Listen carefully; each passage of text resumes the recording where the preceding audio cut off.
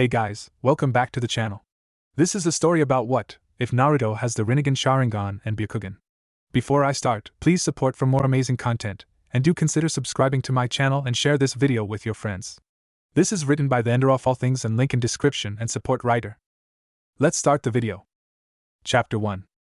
For the greater good. Stop toying with the prey Naruto, they bore me, let us seal the jubi and complete the infinite Tsukuyomi, said Madara. Whatever you say, grandfather, honestly they are starting to bore me as well. Who would have thought that the 5 Kage of the most powerful hidden villages would fall so easily along with their entire shinobi forces combined? Responded Naruto. I agree, Hashirama would be disappointed to see how we extinguished their will of fire so easily. His descendant that Senju with the big breasts pales in comparison to what we could do back then. Even his weakling brother made me have to pay attention to what was going on. And that brat Inoki still has not learned how to dance well enough with me. Madara sighed. Overlooking a massive battlefield stood 2 figures atop a colossal beast with 1 large eye and tentacles for arms. Both in crimson armor, similar to a samurai's, worn over a black suit and pants with shinobi sandals. The armor constructed from metal plates formed to protect their bodies around the chest, waist, shoulder, thighs, and back. They wore fingerless black gloves. Both had gunbais on their backs and a nodachi-type sword strapped to their hips with red and black hilts. The most intriguing thing about them were their eyes. Their eyes contained a ripple-like pattern centered around a dot. Around that dot were 3 tomos symbolizing their power over both the abilities of the Sharingan and the Rinnegan. Beneath them were a slew of bodies, with cuts and holes and burns and broken body parts, most dead. Within that graveyard staggered the 5 Kages that stood against Naruto Uchiha, Madara Uchiha, the Akatsuki, and the many that they had revived to fight for them using the Edo Tensei. The Reikage Mighty A, young Kazakage Gaara, Hokage Princess Tsunade, the Mizukage Mei, and the Tsuchikage Inoki. All banded together to fight against Madara's plan to take over the world by releasing the 10 tails and using their infinite genjutsu. We won't let you do this, Madara. We will save this world from your darkness, your curse of hatred. We are the Kage of our villages, it is our duty to defend our people, we will not allow you to do this. Screamed a heavily wounded Tsunade, the diamond-shaped mark on her forehead gone, her ability to stay standing quickly fading along with her hopes of protecting what her ancestors had fought so hard to build, and her loved ones Nawaki and Dan wanted so much to protect. Only the hope that reinforcements from the other divisions would arrive soon to help them kept the 5 battered Kages standing upright. It is over, Tsunade, you were always going to lose, you are too weak, now be gone the lot of you, says Naruto, and without moving blasts away the last hope that the world had to survive with the Shinra Tensei.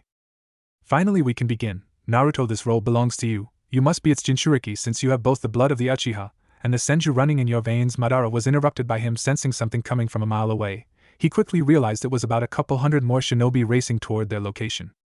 I sense them too. Come grandfather, I want to test the power of the 10 tails before we project on the moon. Who knows when we will be able to slaughter this many shinobi, if ever again, said Naruto. Dancing is entertaining, Naruto, but not if your opponent cannot dance on a level similar to yours.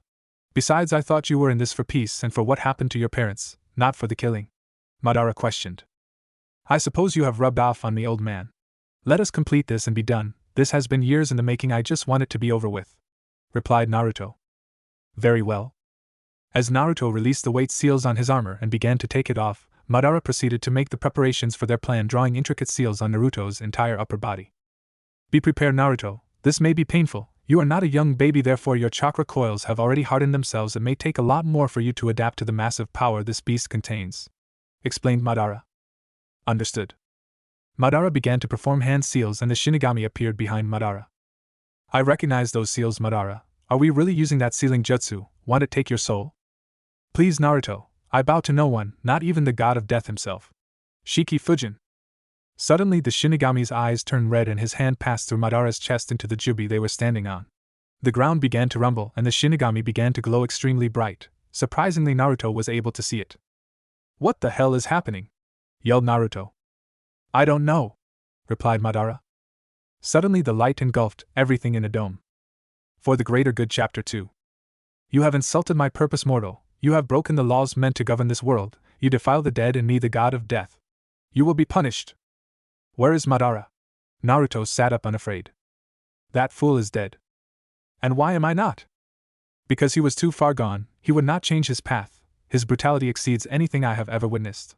You, however, still know the meaning of mercy, the meaning of forgiveness, and unlike him your purpose was to stop the pain in this world. Even if you are a descendant of Madara, the most evil being ever known, do not forget you are also a descendant of Hashirama. Fight that darkness within you. Even if what you said is the truth, if I am still savable, it is too late. I have done too many wrongs. No matter how many rites I perform, I will never be able to redeem myself. Nor will I ever have another chance to save the world from its pain. It is not possible. Nothing is impossible. Naruto, say you had the chance to go back in time. Say that what you have done had never come to pass. Say that you could fix everything and could still bring peace to this world. I would move heaven and earth to achieve that goal. Can you do that? Can you send me back to before? I can and I will, but you must swear to me that you will stop your grandfather and the Akatsuki, no matter what. I swear to you. But when will you send me back? To when everything changed, to when you and your sister first fought and she almost killed you, when you vowed that you would be second to none and set out to have everyone acknowledge you. I'm going to be 6 years old? Indeed you will, but you will also have the knowledge and the power of your present self. You will have everything you need to stop what is coming. Thank you for what you are going to do. Good luck, Naruto, but understand your grandfather was much stronger than you when you both released the Jubi. You must try to surpass him, or else it will all be for naught. I will surpass him. Good.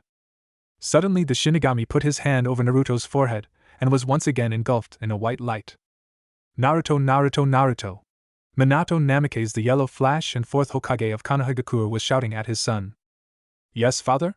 Replied a 6-year-old Naruto, but within him was one of the strongest shinobi to ever live, descendant from the 2 strongest shinobi ever, Hashirama Senju on his father's side, and Madara Uchiha on his mother's. He was the only one beside Hashirama to be able to use wood style. He was also able to access the massive perfect Susanoo second only to Madara's. He had mastery over the abilities of both the Rinnegan and the Sharingan, expert over the 5 chakra natures with an arsenal of ninjutsu and genjutsu that would make Orochimaru and Kurenai jealous. Ability in taijutsu on par with guys that would hold out until he opened the 3rd gate at least. All of his strength, and all of his knowledge, Naruto's drive to become the strongest shinobi in the world was influenced by this moment. His father wanted him to spar with his sister Naoko, the container for the 9-tailed fox demon, the Kyubi no Yoko. 6 years prior, a masked man attacked the cave that Kushina was giving birth to Naoko and Naruto. The masked man was able to kidnap Kushina and release the fox. Luckily Jiraiya of the Sannin was there. Minato and he, both being powerful ninja, were able to overwhelm the masked man long enough to seal the Kyubi within Minato's newborn daughter. From that point forward, Naoko was viewed as a hero, the one who would keep the village safe from that monster fox by keeping it locked up in her belly. The village loved her, and so did her parents.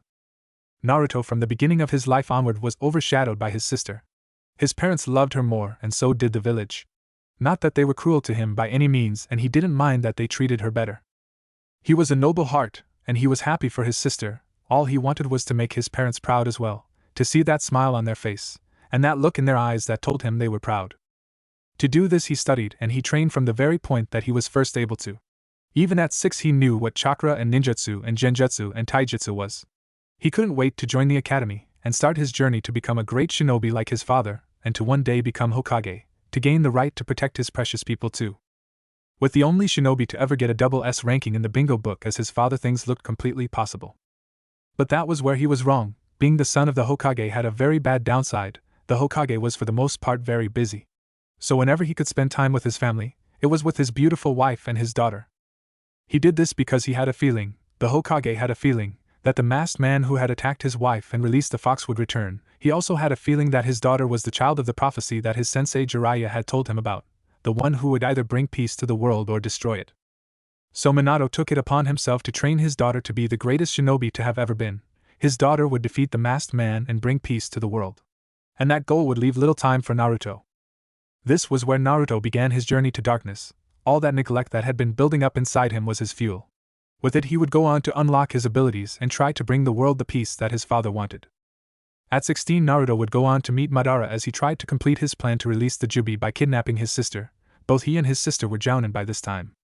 But seeing Naruto's darkness and Naruto's revelation, that he wanted to bring peace to the world and defeat Madara, Madara was interested in the boy. Knowing that he was his grandson, he elected to take the boy under his wing, to train him even further, and have him join the Akatsuki.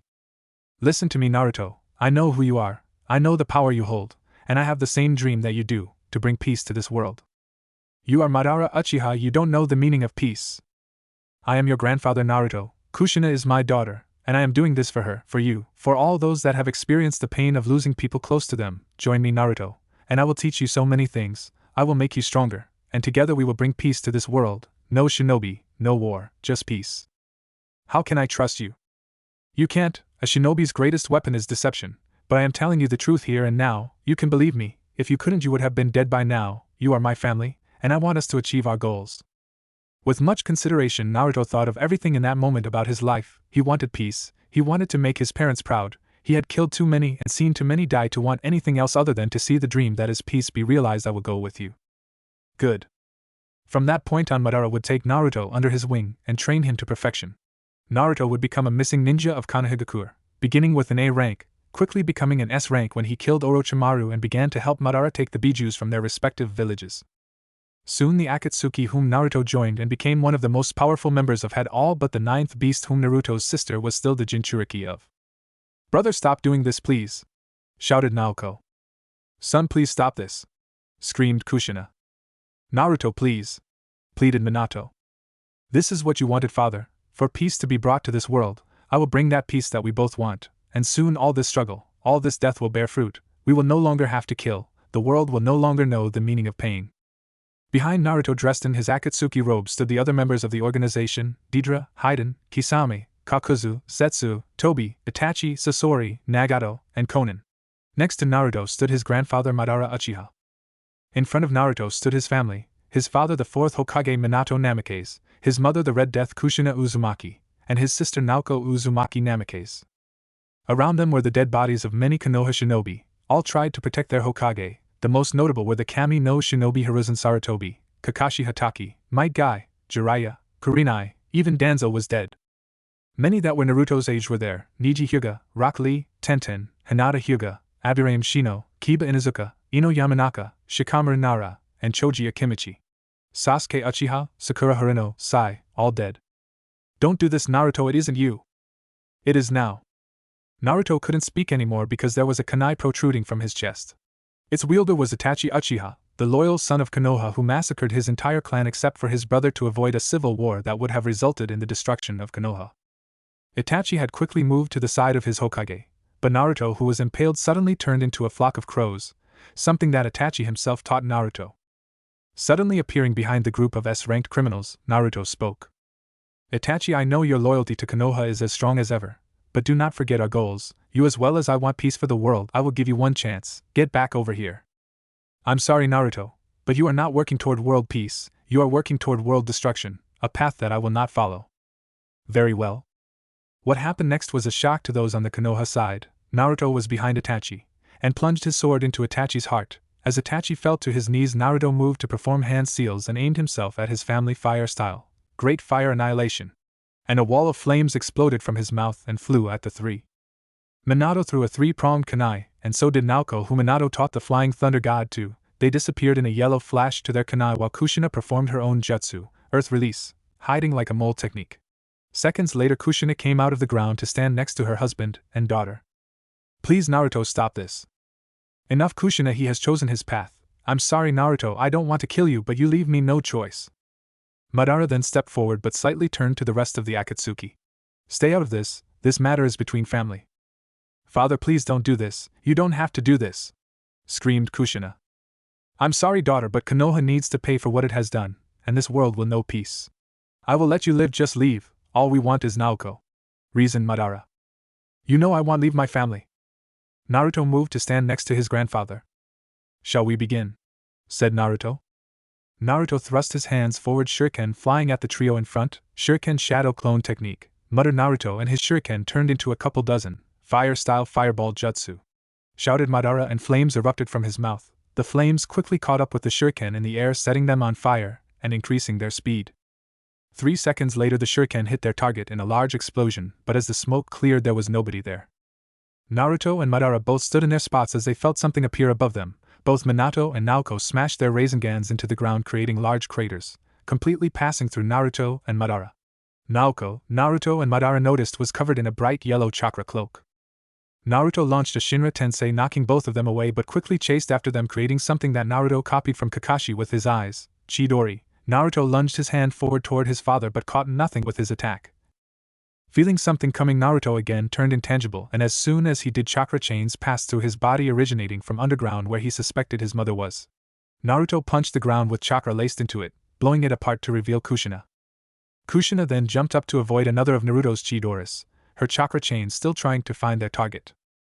On Madara's side, he was engaging in a taijutsu match with both Minato and Naoko. Naoko's speed and strength greatly enhanced from the chakra given to her by the Nine Tails, and Minato, the fastest man in the world, seemed to be even with the shinobi legend Madara. Madara quickly ducked as a kunai passed his head and turned around to see a Minato appear in a yellow flash, Rasengan in hand. Minato thrust his jutsu forward but was met with a barrier coming from Madara that absorbed his jutsu.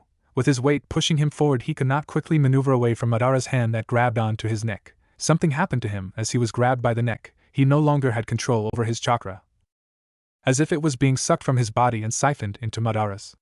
But before he could find a way out of the grip, Madara decided to finish him and removed his soul from his body. One down. The fourth Hokage had died. Father! Naoko lunged forward to attack Madara, but he dodged. Instead, she received a kick to the face, sending her flying away. Quickly trying to regain her composure, she skidded on her feet to look where Madara had been but saw nobody. Madara suddenly appeared behind Naoko, and on him was a large rib cage that looked to be made of pure chakra. From it came out an arm that drew back and punched Naoko into the ground. During this, Naruto was still fighting his mother. While she was a kenjutsu master, so was he, and their swords were clashing against each other over and over. Naruto's was the kusangi that he pried from the dead body of Orochimaru after their battle. His mother's was a sword that had a red hilt and looked to be made of a black metal. Whatever it was strong enough to not be sliced in half by the sharpness of the kusangi. Naruto swiped his sword where his mother's head was, however it no longer was. She had ducked under it and rolled towards him, kicking him with both legs, sending Naruto flying back. But catching himself and back flipping to avoid his mother's follow-up, Naruto willed the kusangi back to his hand and prepared himself to end his mother. Naruto quickly threw a kunai that he brought out from his back pouch hidden by his Akatsuki robe and threw it at his mother. She dodged, but at the last second saw an explosive tag attached to it. Quickly jumping away, she avoided most of the damage but was still thrown back and caught some of the blast. As she was disoriented, Naruto made his move, putting his hand up Bansho Tenin. His mother was suddenly pulled toward him and her heart was pierced with the kusangi that he had brought up with his other hand. "I'm sorry, mother," Naruto whispered as a tear fell from his eye. "I'm sorry, Naruto. Forgive me for your childhood, and don't forget that we will always love you, and we will always be with you," Kushina said with blood dripping from her mouth. Naruto slowly placed his mother on the floor, grabbing the sword that had belonged to her and strapped it along with the hilt that he removed from his mother's body onto his hip. It would remind him of her strength and her will, as well as reinforce his purpose. He then walked to his grandfather. "Are you ready, Madara? I want to get this over with." "Yes, let's move out and seal the Nine Tails," Madara said with an unconscious Naoko on his shoulder. "It will finally be over," thought Naruto. A tear slipped from a 6-year-old looking Naruto. "I'm sorry, can you say that again, father?" "I said spar with your sister." "Okay." A 6-year-old Naruto and Naoko took their stances, a somber look on his face and an excited look on hers. Both then began to run towards each other and Naoko threw a punch that landed on nothing, moving her knee up to hit Naruto's face after he ducked. Naruto blocked the attack with the palm of his hands and back-flipped, kicking his sister on the face as he went backwards, knocking her unconscious. When these series of events originally happened, in her want to win, Naoko accessed some of the Kyuubi's chakra and gravely injured Naruto. "It's time to do it different, it's time to do it better," thought Naruto as he walked off, leaving a surprised Minato and Kushina behind. For the greater good. Chapter 3. As Naruto walked into his family's compound from their personal training ground after just defeating his sister, he began to think of what he would do different to allow him to surpass Madara. He obviously would do more physical training. Being stronger and faster than others was always a major bonus in a battle to the death. Not only that, but he knew a lot about the future. Of course, he would begin to change things for his benefit that would pay off in the long run.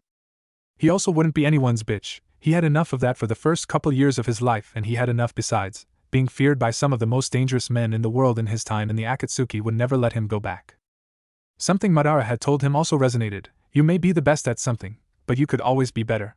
That alone showed the wise nature of Madara. Even if he was the best, he could always improve, and indeed he would.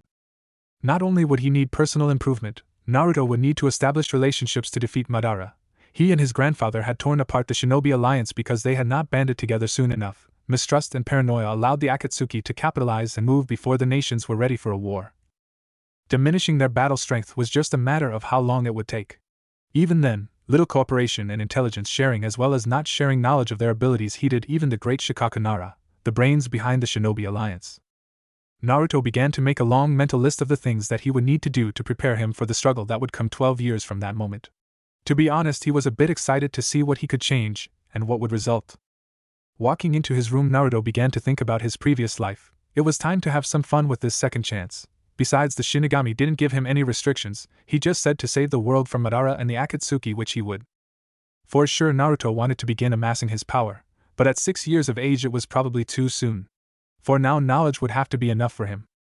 But another thing came to his mind when he looked at a picture that was on his small desk littered with scrolls on theories of chakra and taijutsu and ninjutsu. It was a picture of his family, the ones he had killed. How could he face them? How could he live with them and eat with them and be near them when he had betrayed them? Perhaps this second chance had a couple of major drawbacks that he had not thought about, but that could be dealt with. He wasn't some emotional sap, he could handle a little emotional baggage, he could handle quite a lot actually, and this was where it was going to begin. It was going to begin on a good note. His father and mother and sister, who he had first alienated, could maybe truly become his family. He would work hard to rebuild that bond. Naruto, spoke Minato, trying to find a way to speak with his son. Even though he did love him, his daughter, he believed, was the child of prophecy, and if training her and paying more attention to her than Naruto would save the world, it was a sacrifice he would have to make, but it didn't mean he wouldn't try to spend time with the both of them. Maybe he could even teach them a lot of what he knew as a ninja, make them both great shinobi. Great enough maybe to appoint one of them as his successor, the Godame, or if it didn't happen before then, the Rokudame. Besides, if his daughter was going to save the world, she could use all the help she could get, and having her brother by her side, it could be a major source of strength for her. He would begin to try and get close to both of them even more. He needed to rectify the mistake that he made with neglecting his son more than he should. Kushina also felt the same way. She could tell her son was powerful, she could tell her son was immensely powerful. He had the chakra reserves beyond those that were Kage level. They were on par with those of a host to the nine-tailed fox, which was very rare as those levels were usually non-existent unless they were Jinchuriki. Not to mention he was the descendant of the clan heads of the Uchiha and the Senju. Even though her daughter Naoko was on the same boat, she did not possess the same potential that he did. Not that she didn't have potential, but hers came from the ability to maybe one day harness the power of the beast within her. And on that thought she pledged that she would help her kids go as far as they could go, and then push them beyond that point. While Kushina was contemplating how she could help her kids, Minato was having a conversation with his son about what he wanted to do about both his and Kushina's new resolve to help them both and care for them more than they had been previously doing. He wanted Naruto to accept him and allow Minato to train him. He knew his son would be a genius. He looked in on his son from time to time and saw him constantly trying to learn more and more, to make his parents see him and not just his sister, but he was too ignorant, and he was too focused on other things. Mainly these things included what was happening with the Uchiha clan and their current planning of a coup to usurp the Hokage and make the Uchiha the rulers of Konoha, something that would no doubt lead to a civil war that would kill countless Konoha shinobi, his comrades. Another thing on his mind was the predicament that he was putting one of his most loyal, if not the most loyal shinobi he had ever had the honor to command in, Itachi Uchiha, an Umbu captain that had a superior moral code and maturity beyond that of anybody, was willing to be a spy for his village to keep tabs on what the Uchiha were planning. And if needed, he offered to take action against the clan to protect the countless villagers that would die if it came to civil war. On a happier note, there were talks of an alliance between Konohagakure and Kumogakure, but even if it looked like a good thing, he was very cautious. Kumo was very militaristic, and even if this move would help to boost their position among the elemental nations, to be allied with the strongest of the hidden villages, Konoha. Minato couldn't help but question why. Sure, it was an alliance to benefit them, but Kumo usually never made alliances. They were the go-at-it on our own type of village. What Minato believed was the true motive were the bloodlines. Kumo had the least amount of bloodlines out of all the hidden villages, while Konoha had the most amount of bloodlines, and they were some of the strongest, like the Byakugan and the Sharingan. Not only that, but they also had the most secret clan techniques and other secret or forbidden jutsu that would completely decimate other villages if it was used. Other hidden villages were just lucky that Konoha had such a high sense of morality. These abilities and techniques unique to them were as strong and diverse as the Yamanaka's clan ability to pierce the mind and Naruto's clan ability to manipulate shadow, Kurama's clan ability to make strong genjutsu, or the Edo Tensei and Kage Bunshin no Jutsu.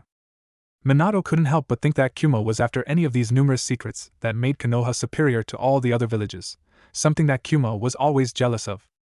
But Minato, being a kind soul, would give them the benefit of the doubt and enter this alliance. If things worked out, the alliance would be finalized by the end of the week and they would celebrate with a festival, while the head ninja of Kumo visited with a delegation of Kumo Jonin to show off the finalization of their friendship. 1 week later. The festival was almost over and the atmosphere was quite exciting. In a world where there was constant danger, it was nice to know that they had at least one less enemy to worry about, and even gained a friend in the process. While the villagers and the shinobi of Konoha were celebrating this major victory, the ninja delegation of Kumogakure were sticking to the shadows doing reconnaissance. They were ordered by the Reikage to scout out the security of the village and to, if possible, take any scrolls or techniques that they could get their hands on. Also, if they could manage it, they were to try and take an Uchiha or Hyuga child. The Kumo Jonin were feeling quiet, bold, and confident. They had the perfect plan to take a Hyuga and in turn the Byakugan, what Kumo had been after for a very long time. Even better, she was a young female, the clan heiress, oldest daughter to Hayashi Hyuga, Hinata Hyuga. At 6 years old she was kind of weak, already being trained in the arts of the gentle fist by her clan, but she was slow to learn it. An hour later the head ninja of Kumo was waving goodbye as he passed through the village gates, amused that they didn't even know they stole one of their village's most powerful bloodlines. The plan was to take the Hyuga in the disorder and the distraction of the festival, replace one of their men with a shadow clone to not arouse suspicion, while the real ninja waited outside with the kidnapped Hyuga. They would then rendezvous in the forest and return to their village and be praised as heroes. Unfortunately, they did not account for somebody to be following them, to be there when they met up with each other, but on the other hand it was just a kid. But this kid had distracted the father of the Hyuga child so that he could have a chance to kill all the Kumo ninja, not just one, and to have this incident create a good relationship between him and the Hyuga clan. If he saved the clan head's daughter, he would no doubt look good. In front of him were 12 jonin, and the head ninja, second only to the Reikage in their village. You there, stop where you are and hand me the girl. Surprised, the Kumo ninja immediately took battle stances, suspecting that they were surrounded by a couple of teams of Konoha Umbu. Instead they were met with the sight of a child. This child had long blonde hair that ended with red and black at the tips. He was garbed in black ninja attire, short-sleeved high-collared shirt, black Umbu pants and sandals. This kid looked as intimidating as a 6-year-old kid could, but what they really noticed was his eyes. Maybe he was another bloodline user from Konoha that they could subdue and take back to Kumo. Whatever it was, it looked like the Sharingan, except it had a ripple-like pattern with 4 rings around a center dot. If it was the Sharingan or some bloodline they didn't know, they could be rewarded even more. The possibilities were endless. We don't want to kill you, kid, so stand down and come with us. We promise you we won't hurt you. You'll be a hero in our village, spoke the head ninja, trying not to harm his precious mystery that was the promise of many things.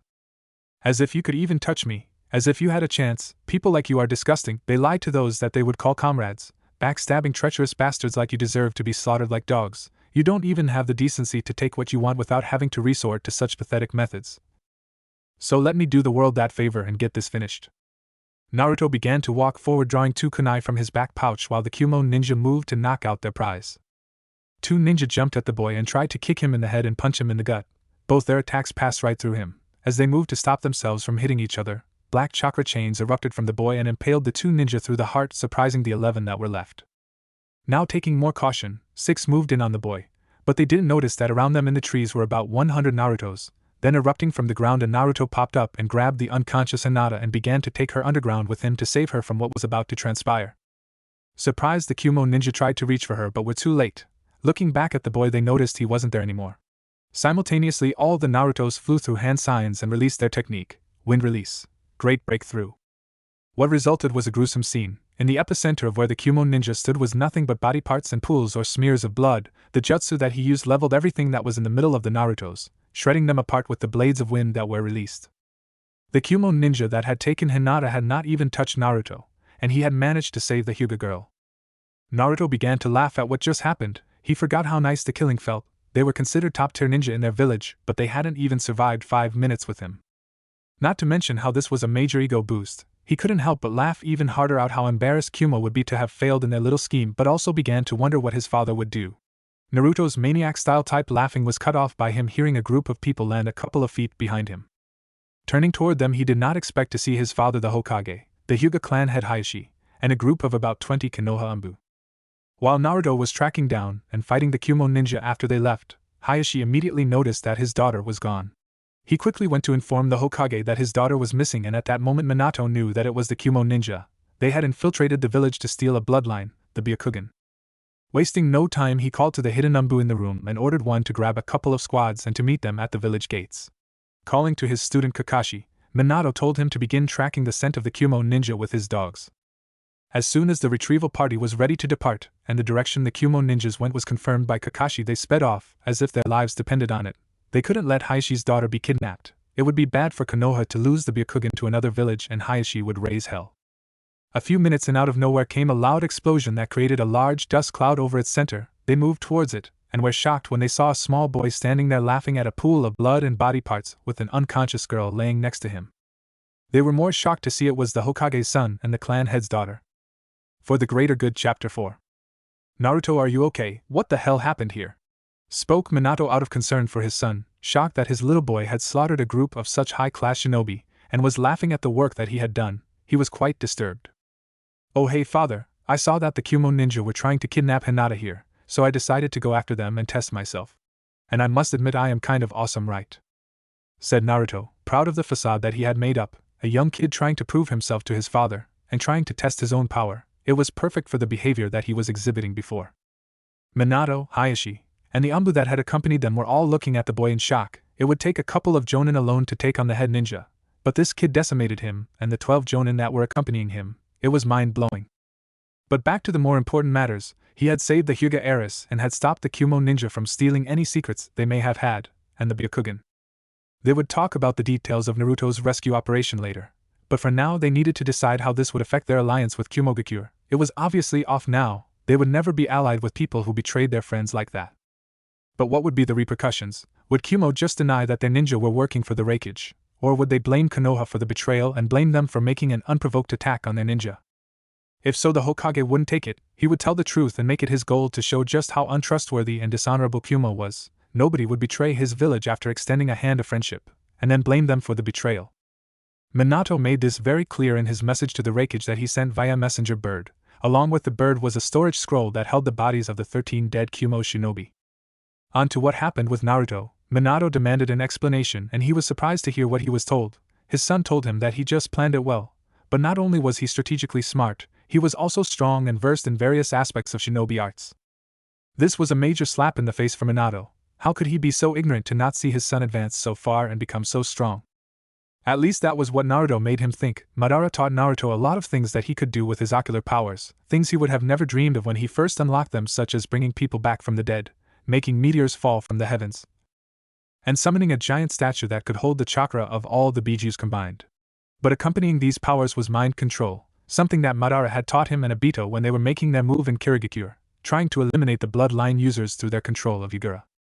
Minato was vulnerable to it, as was almost everybody else in the world. It was the power that allowed them to control tailed beasts, such as how Madara subdued the 9 tails to fight Hashirama. With the Hyuga incident settled, Minato could now focus on what was going on with the Uchiha. Danzo and the rest of his advisors except for Hiruzen wanted to wipe the Uchiha out, but they had a dilemma. They didn't want one of the most powerful clans in their village to go extinct, and along with them the Sharingan. Instead they opted to agree with Itachi's offer on that he would take down his own clan. In exchange they would spare his brother Sasuke, and he in time would revive the Uchiha while they molded Sasuke to be loyal to the village and nobler than those that existed at the moment. With those characteristics instilled in him, all the Uchiha that came after him would hopefully inherit those ideals and not turn out to be assholes that considered themselves superior to everyone else. Itachi would also join an organization that Jiraiya had told them about, a new up-and-coming group of S-class criminals called the Akatsuki. The attack was supposed to take place in 3 days, and preparations for the defenses of the village in case other villages tried to attack in the chaos were being set up. It pained Minato to have to do this, but he had to place his village above all else. Just like when he put the 9 tails in his daughter for the village's sake, he would need to authorize this horrendous deed and pass it on to one of his most outstanding shinobi. Minato needed to spend time with his family. It always cheered him up just to be in proximity to them, and he could quite possibly begin to train them. Even at the age of 6, both were really smart, and could probably get a couple things down easy and work towards advanced techniques by the time they became genin. It would be cool to spend time with Naruto and Naoko with their mother helping him as well. Maybe they could be prepared for the Chunin exams by the time they graduated the academy. He was already wondering who he would assign to be their sensei. Flashing to his family compound, he heard something loud coming from their training ground in the back. Going to see what it was, he saw his small son fighting about 50 solid clones of himself. Surprised, he wondered how his son knew a Jonin-ranked forbidden jutsu that took large amounts of chakra just to make a few, but he was currently fighting 50. Even more surprising to him was that he had black chakra chains coming from his body, a technique he thought only his wife could use. Also his eyes were spinning and they looked like the Rinnegan and Sharingan combined. Sensing his father, Naruto stopped. He turned to look at him and dispelled his clones in the process, seeing Minato with his mouth slightly agape. "Hi, father." "Naruto, your eyes, they're the Rinnegan and Sharingan," Minato said, still trying to accept his son had the eyes that the sage of the 6 paths had, and within them were the eyes of the Uchiha clan. "I know." "What do you mean you know? Do you know how you have them?" "Because I'm a descendant of Hashirama Senju and Madara Uchiha, and in turn the creator of all jutsu, the sage of the 6 paths." "How do you know so much, Naruto?" "You underestimate me, father, you have for a long time. But you're only 6 for goodness sakes." "I know." "How are you so calm about this, and how long have you had them?" I'm calm because I've had them for 2 years, I've coped. My goodness, what can you do with them? A lot actually, but don't worry father, you will probably see everything in due time, but here let me show you a taste. Naruto made Minato kneel down to his height and placed his hand over Minato's head. Sifting through his mind, he saw what Minato had come home for and wanted to help his father. It made him uneasy to know that his father had once ordered the Uchiha clan massacre, but now it made sense. He was doing it for his village. I would love to train with you father, but I'm probably stronger than you, so don't go easy on me, said Naruto with a smile and jumped back, getting into his battle stance. I'm the 4th Hokage Naruto, the Yellow Flash. I'm pretty sure I can take you easily. Well, bring it on. Both ran at each other with speeds that would be slightly faster than the Raikage in his lightning release armor. Reaching each other in less than a second, they went to punch each other, but their fists connected in midair. They tried to knee each other after, but both connected in midair again. Jumping backwards simultaneously, Minato threw a 3-pronged kunai at Naruto, which in turn Naruto blew away with a Shinra Tensei. Not wanting to show how strong he was to his father, Naruto knew he had to lose this, so he rushed forward to punch his father, and engaged in a taijutsu match that left various openings in his stance. Minato saw these openings and could tell that his son was skilled. With a bit of practice, he knew his son would become a great shinobi, even maybe the Hokage. At 6 he had killed 13 Jonin, and could almost match the Yellow Flash in speed. He was already beyond Genin level. Minato thought he had evaluated Naruto enough, and so finished by kicking Naruto in an opening that he had left. Wow Naruto, you're pretty good. How about we begin your training and you'll be amazing by the time you make Genin, said Minato with a smile. Sure father, replied Naruto with a similar smile. 6 years later. Naruto was sitting in his seat at the academy all the way in the back corner. He was wearing what he normally did, black long-sleeved shirt, black umbu pants, shinobi sandals. His hair had grown much larger to the point where it was almost at his lower back. Part of his hair was over his left eye. Some may say that it was girlish, but not after Kiba Inuzuka said it. He was insulting the son of the Hokage just to get noticed, and he had paid for it dearly with a few broken ribs from one punch to the boy's chest that had sent him into a wall. But now people steered clear of him mostly. He was one of the cool kids in the class. The other one was Sasuke, the last Uchiha in Konohagakure. 6 years earlier his entire clan was massacred by his brother Itachi. He had vowed revenge on him, and had made it his life's goal to kill his brother and revive his clan. But just because it was his ultimate goal didn't mean he would let it consume him. He was cared for by many, mostly by Minato and Kushina, who looked out for him from time to time. He became almost like part of the family after the death of his own. But his pride wouldn't let him have them take him in. He didn't want a new family. He just didn't mind that he was being cared for. It kept him from going into darkness, and the rivalry that he had begun with Naruto was one of his motivators. Back in the classroom, today was their final exam to become Genin, which would consist of a written exam and then practical exams that would evaluate whether they were ready to become the next generation of defenders for Konoha. Minato Namikaze, the 4th Hokage, began to make his speech that he hoped would inspire them to give it their all. Today you are going to be tested on whether you have what it takes to become the next bearers of the will of fire, to be selfless in your objective to defend your home, your village, and your precious people that reside within it. Good luck, young cadets. I hope that you all succeed so you may begin your path to becoming the next legends of Konoha. Thank you for your time and do well. You may take it from here, Irika, Mizuki. With a smile, Minato flashed away, leaving most of the students except 2 shocked and even more determined to pass this exam. They wanted to be cool and strong like the Hokage of their village. Alright cadets, you will now be given your tests. Try your best, and good luck, spoke Irika with confidence. He was confident with this year's batch of probable shinobi. He had many promising candidates. In his class sat the future clan heads of the Nara clan, Akimichi clan, Inuzuka clan, Hyuga clan, Aburien clan, the last surviving Uchiha, the son and daughter of the 4th Hokage, and many other brilliant kids that had the potential to become great shinobi. Passing out the tests, he saw the fangirls of the class wish Naruto and Sasuke good luck and blow them kisses and mutter how much they loved them. Silence please. The room got silent and they began to focus on their tests. The tests weren't some foolish questions about history and theory, although some of that was included. A few years ago, when Minato gave Naruto the test to see what he knew, Naruto completely bashed how easy the test was and Minato couldn't help but agree.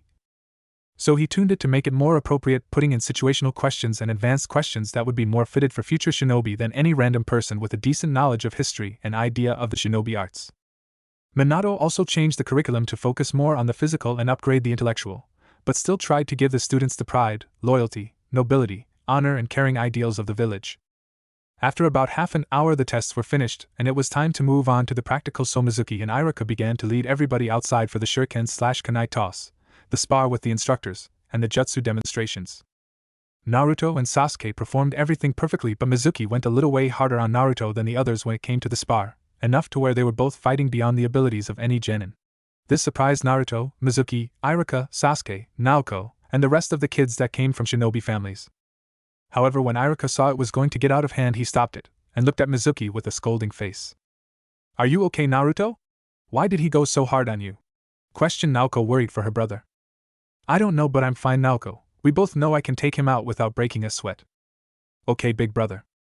And it was true that he could take on Mizuki. He could take on several Kage-level shinobi until he would have some difficulty. Mizuki was nothing compared to him, but he was wondering why he had gone harder on him, and he knew Mizuki was actually trying to hurt him, but he didn't know why. After everybody was done sparring, they performed their jutsu test, which most students passed. It was the basic Bunshin, Henge, and Kawarmi. Finally, after the day had ended, most of the class had shinobi headbands to show off to their parents. Looking for their parents, Naruto and Naoko began to walk further out of the academy gates and finally caught sight of them. "Mom, Dad, we're over here." Naoko waved at their parents. "Hey guys, you guys made it, congratulations, we knew you would. How about we go celebrate?" "Sure, let's go get some ramen," suggested Naoko. "That's my girl," said Kushina with a big smile on her face. Both Naoko and Kushina loved ramen, while Naruto and Minato hated it from having eaten so much. Before they left, they saw Sasuke on a swing that was close to the academy. Minato began to walk over to him. "Sasuke, come on, we are going to celebrate with ramen." "I don't want to impose, Lord Hawk." "I'm not taking no for an answer, Sasuke. You're practically part of the family, now let's get going," Minato said, not letting the young Uchiha reject the offer. "Thank you, sir." Soon Minato and Sasuke joined Naruto, Kushina and Naoko. They were all beginning to walk down to the Ichiraku ramen stand when Kushina suddenly remembered that she had her camera on her. "Wait guys, I want to take a picture." "Put your headbands on." Putting their headbands on, the three of them got into position with Naoko in the middle and Sasuke and Naruto on her sides. All smiled gently for the camera. Those three had great potential. They were going to be legends when they grew up. They radiated destiny. After the photo, Minato treated everybody to ramen, which put a major dent in his wallet when both Naoko and Kushina were eating. "So how did you guys do on the tests? Did those 6 years of training make it look like something you could do in your sleep?" said Minato. For the 6 years since Minato's spar with Naruto, he began to train both Naruto and Naoko alongside with Kushina, and a while after Sasuke's family was killed, he joined them when Minato invited. Together they learned things that were way beyond the level of things they should be learning at that age. Minato taught his kids techniques and put them through immense physical training while helping Sasuke with his clan jutsu, also helping Naruto with some of the Uchiha clan jutsu since he had power over the Sharingan that greatly surprised Sasuke.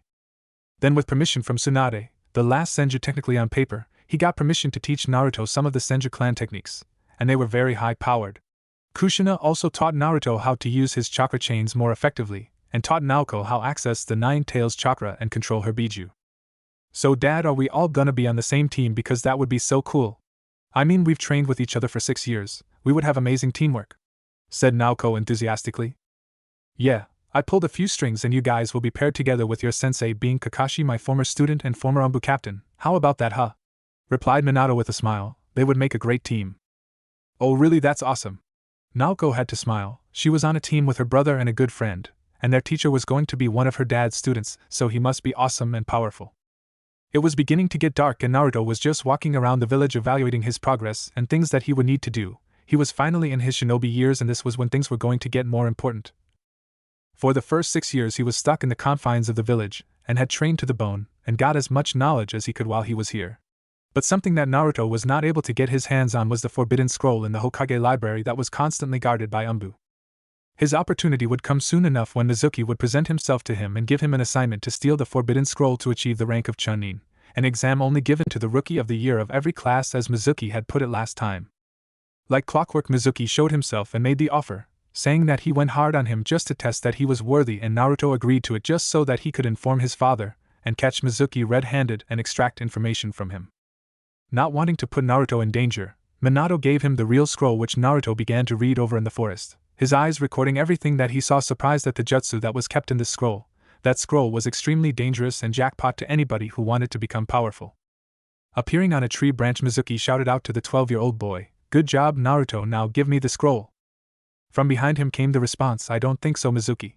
And with that, Naruto placed his hand on Mizuki's head and extracted all the information that he could, then he pulled his soul out of his body. Before Mizuki fell off, Naruto grabbed him and then picked up the scroll that was on the floor where he teleported from and teleported to his father's office.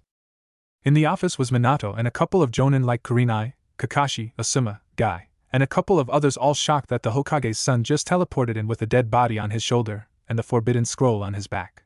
Minato was unfazed by this. "Hey Naruto, what did you find out?" He wanted the scroll for the Sannin Orochimaru. Orochimaru promised him power in return for the forbidden scroll, but Mizuki didn't know where he was going to be. Orochimaru just said to grab it and escape, that he would find him. Damn it, that snake had a spy in the village, and we don't even know where he is going to be. Fine Naruto, thank you, you did a good job, this will count towards you record as a B-ranked mission. Thank you father, I'll take my leave, have a big day tomorrow don't we Kakashi-sensei. For the Greater Good Chapter 5. Iruka was in his classroom with the new genin that had graduated, ready to call out the teams that the Hokage had assigned. Yesterday the jonin were trying to make requests on who they got because this year's class had a lot of high-potential shinobi. Many tried to get their hands on the last Uchiha, the container of the 9 tails, and the genius Naruto who had killed 13 jonin at 6 years old. Unfortunately for them, those choices were already reserved for the last surviving student of the 4th Hokage, Hatake Kakashi the copycat ninja. Many of the other jonin were happy with what teams they had received. Kurenai got Hinata, Shino, and Kiba. Asuma got the next generation of the Ino Shikacho trio, and the rest of the teams came out pretty well balanced. Minato believed that these teams would have good teamwork, and now it was time for their jonin sensei to introduce themselves and learn a little bit about their students. Then they would determine whether they would pass or fail them with their own test. Currently the newly formed Team 7 was waiting for Kakashi, who was 3 hours late, but suddenly the sliding doors opened to reveal the silver-haired jonin, until he was smashed into the wall by the giant fist of Naruto's Susanoo. "You're late Kakashi," said all 3 of his new students simultaneously. At first he was honored to be able to teach the children of his own teacher and the last Uchiha to honor his dead best friend Obito.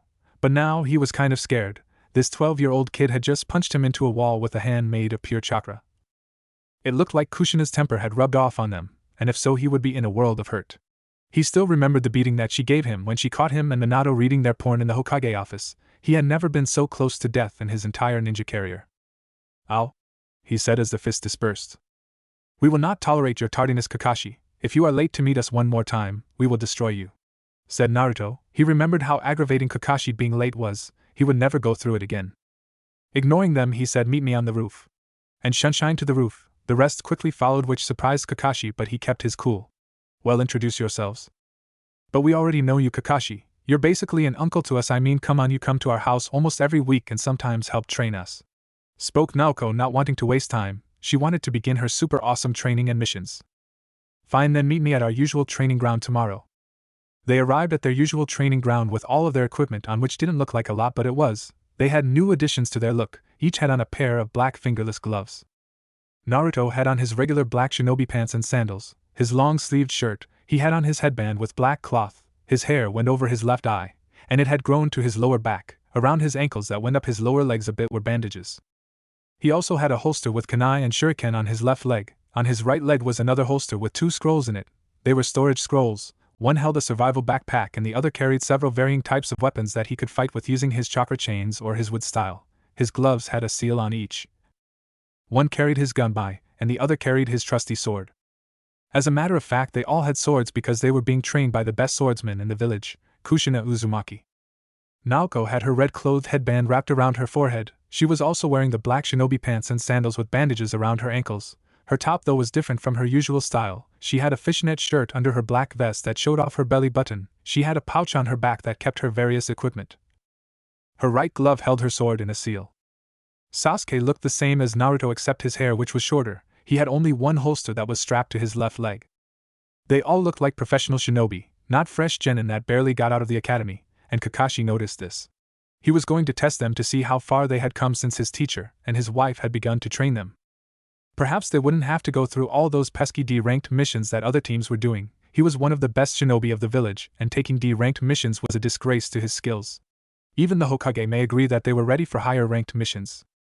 "Hey guys," Kakashi said, which surprised the trio since he was on time. Kakashi appeared out of the tree that he was in. "It's time to test you guys to see how strong you are, so let's get going." And with that he lifted his headband that was covering his eye, showing his students the Sharingan within. He had remembered what his teacher had told him. He said that they were all stronger than any genin. They were at least Chunin level now. But he said watch out for Naruto the most. He was strong, way stronger than he let on. Maybe already Jonin level. Kakashi was quickly put on the defensive when all three of them launched shuriken at the same time and they began to go through hand signs. Naruto spoke out, shuriken shadow clone technique, and their shuriken turned into at least 200. At the same time Naoko and Sasuke shouted out fire style. Fireball jutsu, and together their collaborative technique became a wave of explosive flames and projectiles that would kill anything in its path unless they had a very good defense. When it hit, Kakashi was not there, but Naruto sensed him coming from underground and shouted below. They all jumped up to see Kakashi's hands erupt from the ground, and then the rest of his body. Naruto began to channel chakra to his fingers and slashed them through the air, creating blades of wind in a cross motion aimed at Kakashi, which connected only to reveal it was an earth-style clone. Shuriken then flew towards Sasuke, and Sasuke was quick to react, drawing a kunai. He deflected them all and then threw his kunai in the direction that the shuriken came. Putting his hands in the tiger hand seal, the kunai that he threw exploded much larger than a normal one would do. This was one of their own personal explosive seal formulas. Much higher power than what you could get at a store. Naoko then began to feel something poking at her from the back of her mind. She dispelled the genjutsu and drew her sword. Turning around, she was about to slice at Kakashi, but she sensed that he was emitting a different sense than he normally did, so she activated her first tail Biju form, which emitted a red chakra cloak around her, and used its power to quickly propel herself away before the Kakashi clone exploded. Naruto activated his chakra scalpels that he learned from a Senju scroll that was authored by Tsunade and Hashirama Senju. Along with it, he learned a lot on chakra control and other medical ninjutsu that Tsunade or Hashirama had invented or mastered. Seeing Kakashi charging at him with a Chidori in hand, Naruto turned intangible. Kakashi thrust his hand forward and it passed through Naruto. Then he turned around and swiped at Kakashi's legs, which Kakashi jumped over, his Chidori still active, trying to hit Naruto when he was tangible and trying to swipe Kakashi, but he wasn't getting anywhere with it. Deciding to go harder, Kakashi dispersed his Chidori and drew 2 kunai, then infused them with lightning chakra. As Kakashi's new determination was apparent, the three friends saw it, and 2 of them began to turn up their alertness, feeling cautious. Naruto wasn't, however. He remembered killing Kakashi by snapping his neck in the previous timeline. He knew this wasn't Kakashi's full skill or effort, but he put up a defensive stance nonetheless. Kakashi went forward with his slightly higher effort and speed. Going for the 2 weakest of the group, he kicked Naoko and Sasuke away, then began to slash at Naruto with his 2 kunai. However, Naruto just stood there, letting the weapons slip through his body. Naruto blew a quick Shinra Tensei, launching Kakashi backward, and then touched the ground he was standing on. Kakashi, who had regained his ground, was wondering what Naruto was doing when a small flower sprouted at his feet. Then giant wooden tentacles followed and chased after the fleeing Kakashi. After that, Naruto unsealed his scroll with weapons in them and threw it into a clearing. In a puff of smoke, about 12 weapons were released.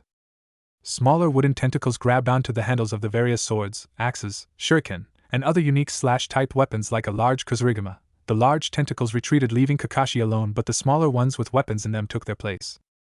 Naruto stood still with his arms crossed as Naoko and Sasuke rejoined his side, all three watching Kakashi jumping around, trying to evade the dozen weapons and not trying to get entangled in the wood. Being pushed back enough, Kakashi performed a jutsu he hoped would destroy the wood. It was one of his stronger techniques, and it required a lot of water. The more water, the stronger, so it might work just from the kinetic force it would have, and the lake that he had ended up at would provide a lot of water. Water style, water dragon jutsu. The water he was close to became quite large, and it took the shape of a dragon. Then it flew at the wooden tentacles, and Kakashi was right. The small wooden tentacles couldn't handle being pushed back so hard, and they were thrown back at the 3 genin with a wall of water speeding at them. Not moving, Naruto put up the upper body of his Susanoo that engulfed he, Naoko, and Sasuke. The water smashed against it, and the Susanoo stood strong, defending them. After the attack hit, Kakashi was standing on the other side of the field facing his 3 students. Kakashi unfortunately looked into the eye of Naruto that wasn't covered by his hair, and was placed under a genjutsu. Kakashi found himself in a field surrounded by Kirigakure ninja. The field was smoking and there were dead bodies littering almost every part of it. In front of him was his teammate Rin, the Rin that he had killed by plunging his lightning blade through her heart, and this was his memory of that moment. This was the worst day of his life. He had failed to protect his teammate, he had failed to keep his promise to Obito to protect Rin. This is when Kakashi changed completely and visited the memorial stone so often, begging for forgiveness from both of his dead teammates for being such a disgrace. He promised himself that he would never again let one of his comrades die while he still took breath. Naoko and Sasuke saw Kakashi fall to his knees. Wondering what just happened, they looked to Naruto, and he was just staring at Kakashi. "Naruto, what did you do?" Naoko asked her brother. "I showed him his worst nightmare." Then Naoko punched Naruto in the arm. "Why did you do that for? Do you want to break him? Dad is going to be so mad at you. You can just use forbidden jutsu so nonchalantly, Naruto. What if he doesn't want to teach us anymore? Geez." Naoko rushed over to their sensei along with Sasuke while Naruto walked. Are you okay, Kakashi-sensei? I'm fine, Naoko, thank you. I apologize for using that technique on you, Kakashi. I was out of line. It's fine, Naruto, just promise me one thing, you gotta teach that to me sometime. Kakashi said with his trademark eye smile, trying not to show his students how much that memory really shook him up. Alright, I think we have had enough. I think I know where to start training you guys, so let's go see if your dad can get us a good mission. Kakashi then picked himself up from the ground and began to walk out of the training grounds toward the mission station. They walked past most of the village, many congratulating them on becoming shinobi, and some of Naruto's and Sasuke's fangirls came up to them and told them how cool they were and were asking for dates. Truthfully, Naruto didn't want any of them. He wanted a strong woman, a shinobi, a warrior that could defend herself and put up a good fight, not some fangirl that didn't know how to tell the difference between a love letter and a letter bomb. So they hurried faster to their destination and were hoping for a mission outside the village. They wanted to start off their shinobi careers with a bang. Hey Naruto, Naoko, Sasuke, Kakashi! Spoke Minato from his seat next to Iruka. He was bored before they came and was excited to see how the test had gone. Hey Dad, Naruto used a forbidden genjutsu on Kakashi-sensei. Naruto. I'm sorry, father, and I did apologize. Are you okay, Kakashi? Yes, Lord Hokage. So how did the test go? They performed very well. I can tell Naruto is the strongest of the group. He had some very interesting techniques, sensei.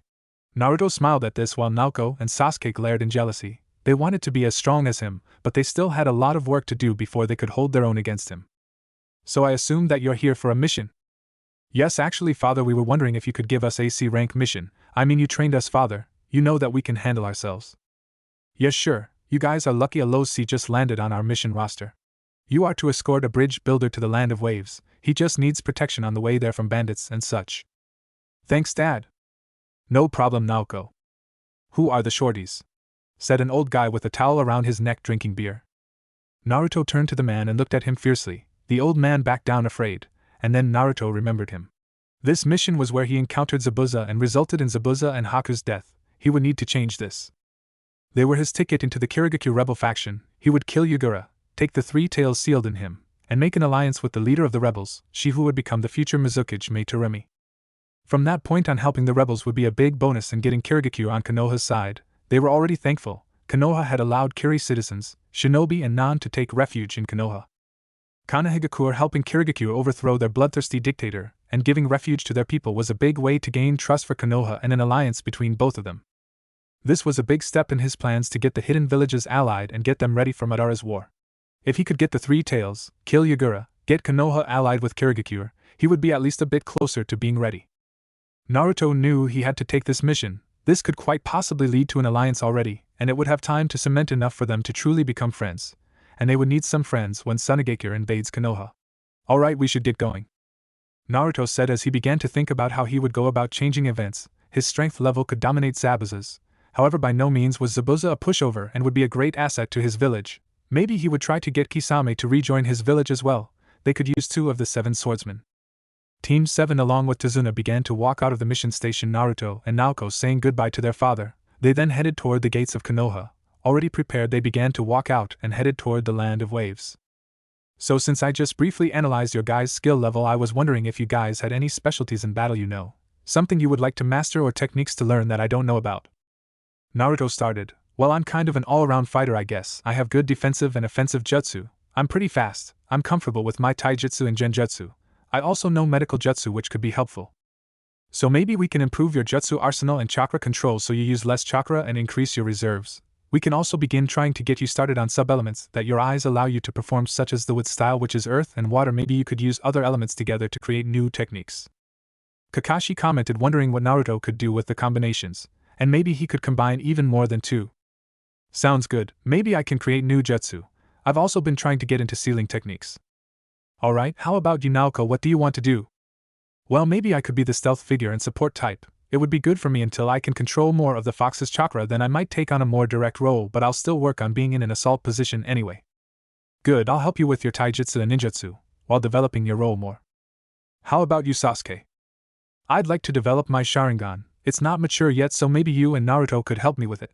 I also wanted to work on my fire and lightning chakra natures, since they are both strongly associated with my clan, said Sasuke, who earned a nod from Naruto and Kakashi, referring to the training of his eyes. Team 7 had been walking for very long talking about team positions and things that they would want to train in individually. Kakashi was giving them tips and advice that only experience could truly teach. They were also told why Tazuna needed protection. He was on his way to build a bridge to help his homeland that was being sucked dry by a man named Gato. He was destroying their home and the bridge would save it. Eventually they walked past a puddle that the demon brothers Gozu and Meizu were hidden in. Kakashi was immediately alert because it hadn't rained in a couple days. There shouldn't have been a puddle, and Naruto sensed the chakra manipulation coming from that spot. Nodding to Kakashi signaling he knew, Naruto looked up to where Naoko and Sasuke were flanking Tazuna while waiting for the assailants in the puddle to make a move. Thinking the group hadn't thought anything suspicious, the demon brothers began to get out of the puddle looking at which target they would kill first. They saw a medium-sized boy and a larger man in the rear, then they saw their true target in between another boy and a girl in front. Deciding that the man in the rear was the strongest and their leader, they moved to attack him. Running at him, they began wrapping their chains around the ninja with the hair that was sticking up, and pulled in opposing directions, shredding the man apart. Turning to the boy, they saw him with his hands in his pockets looking at them impassively as if they posed no threat, and it infuriated them. They had just killed the man that was looking after them, and the kid just looked at them. At least the kids and the old man in the back looked a bit scared. "Are you stupid, kid? This is the part where you run," said Meizu. "I need to speak with Zabuza, Meizu. I need to speak with him now, or I will kill the both of you." Killing intent began to flood the air around them, and they noticed it was originating from the boy. "How do you know we are with Zabuza?" choked out Meizu. "Because I have seen your fate. Your fate is death if you don't cooperate. If you want to live, you will do all that I say." "Not a chance, kid." The demon brothers rushed forward to rip the kid that was talking down to them apart when they felt like the weight of the world was on their shoulder, and so they dropped to their knees, pushing themselves up from the floor with their hands, and tried to look up, but it was difficult. "What is this? What are you doing to us?" "I'll give you one more chance before both of your heads roll. Take us to Zabuza." "Damn it! We won't let you kill him." "I'm not going to kill him, unless he makes me." "Fine. Come on out, Kakashi." I talked them down. "They're taking us to their leader." Behind a few trees next to the road, the shinobi they had just killed jumped down. "And who is their leader?" "Zabuza Momoichi, demon of the hidden mist, a rank missing ninja of Kirigakure, turned criminal for the attempted assassination of the Mizuki Jigura." "And why are we going to him?" "Because the mission has just been given a new set of parameters." "What are you talking about? I didn't hear anything about this." "I know, but I need to do something that requires Zabuza. Trust me, he will listen to me. We won't have a fight on our hands, I think." "What are the new parameters that you're talking about?" "I'm going to kill Gato and his army of thugs, then I'm going to have Zabuza take me to the rebels behind the uprisings in Kirigakure, help them overthrow the anti-bloodline regime, kill the Mizuki Jigura, and gain an alliance with Kirigakure for Konohagakure." "Naruto, that is probably a long SS rank mission, the assassination of a Kage? Let alone one of a country in a civil war to overthrow a regime? Not to mention that Yagura is a Jinchuriki of a tailed beast." "Naruto, your father didn't authorize anything remotely close to those objectives. Our mission is to escort and protect the bridge builder. Something like that is for a large group of Umbu, not fresh genin, no matter how advanced you are. We are not doing that," said Kakashi, wondering why Naruto would even want to achieve those goals, let alone got the idea to do any of those things. No matter how strong he was, Kakashi knew Naruto was not even close to ready to handle something like that. "I know we aren't, Kakashi. I am. You guys will stay with the bridge builder while I travel with Zabuza to Kiri, and there I, along with the rebels, will begin to remove Yagura from the equation." "I'm your sensei, Naruto. I'm not going to let you do something like that. You'll get yourself killed," spoke Kakashi, uncharacteristically very far from calm. What his student was proposing was madness. "I can, and I am Kakashi, and I'm going to need you to inform my father about it." "Naruto, I'm not letting you do this." "Well, first let's meet Zabuza and deal with Gato, then we can talk about this." "Fine, but I'm not letting you do it." Sasuke and Naoko were listening to the conversation between Naruto and Kakashi intently. Why had Naruto wanted to go to Kiri? Why did he think he could pull all of that off? "Big brother, why do you want to go off to Kiri, the freaking village of the Bloody Mist? And why do you want to kill the Mizukage?" screamed Naoko, worried about her brother's sanity and well-being. "That's exactly why, Naoko. It wasn't always the village of the Bloody Mist. Their Mizukage is a madman who has fixated his insanity into the eradication of all of their bloodline users and plunged their village into a civil war. I need to stop that, and Zabuza is my way into the rebel group that is fighting Yagura's reign." "Wow, that sounds kind of noble actually. I'm in." "Me too," spoke Sasuke. He saw the determination in Naruto and Naoko. They were going and nothing could stop them. He might as well be there just in case they needed help. After all, they were the closest thing that he had to family, and he truly cared about them. Sasuke would never forgive himself if they died, and he had not gone along. For now, however, they were going to have to get to Zabuza and see how things with him went, and so they grabbed onto the demon brothers and told them to lead the way. For the greater good. Chapter 6. The demon brothers were trudging along, taking the 4 Konoha shinobi and the old man to their leader, the demon of the mist. Meizu was wondering who they thought they were, thinking that they would be able to take down the Mizukage, a Jinchuriki for the 3 tails. After all, they were just 3 kids and a man. But from what they were hearing, they knew these people were beyond normal. One was the last student of the Yellow Flash, one boy and the girl were the children of the Yellow Flash, and the other boy was the last Uchiha. So why do you want to help Kirigaki, your kid? I mean, an alliance with them would probably hinder your village more than help it. We have been at civil war for quite a long time. You would have to put up aid to get Kiri back on its feet. It could be a while before we become beneficial in an alliance. I have a dream, to bring this world peace. Helping your village will save innocent lives and be a step close to bringing that peace that I desire. World peace, you are a naive one, aren't you? You seem powerful, but you still don't understand the real world. After all, how old are you? You're kind of tall for your age, but your face still looks like it's 12. I am 12, but that doesn't mean that I don't understand the world. I understand it better than you. I have seen more death than you ever will. Sure, kid, whatever you say. Naruto then heard a sound like something was flying through the air at very high speeds. Sensing that they were all about to be cut in half unless they ducked, he screamed out, "Everybody down!" And just in time, everybody dropped to the floor to see a giant executioner's sword fly above their heads. On its way had sliced a few strips off Kakashi's gravity-defying hair to embed itself in a tree. They were in the forest, so much of the vegetation was covering their view of where the attacker that threw the sword was. Trying to improve his ability on a technique that he had read in a Senju scroll, he placed his forefinger on the ground and let out a burst of chakra that gave him any information on things that were touching the surface of the earth or anything connected to it. Getting feedback, he realized that there were 2 figures in the trees. One was in front of them and one was behind them. "Come out, Zabuza. I don't want to kill you and your apprentice," spoke Naruto, not wanting to prolong this exchange more than he had to. Not that he didn't like Zabuza. He believed the man was strong and noble, but he was itching for a fight. His bloodthirst that was boiling beneath the surface, and that he was holding at bay, would certainly be quenched by his fight against Yagura, so he wanted it to come sooner rather than later.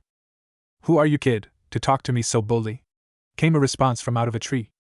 "Somebody who wants to help you with what you had failed to do so long ago." "And what would that be?"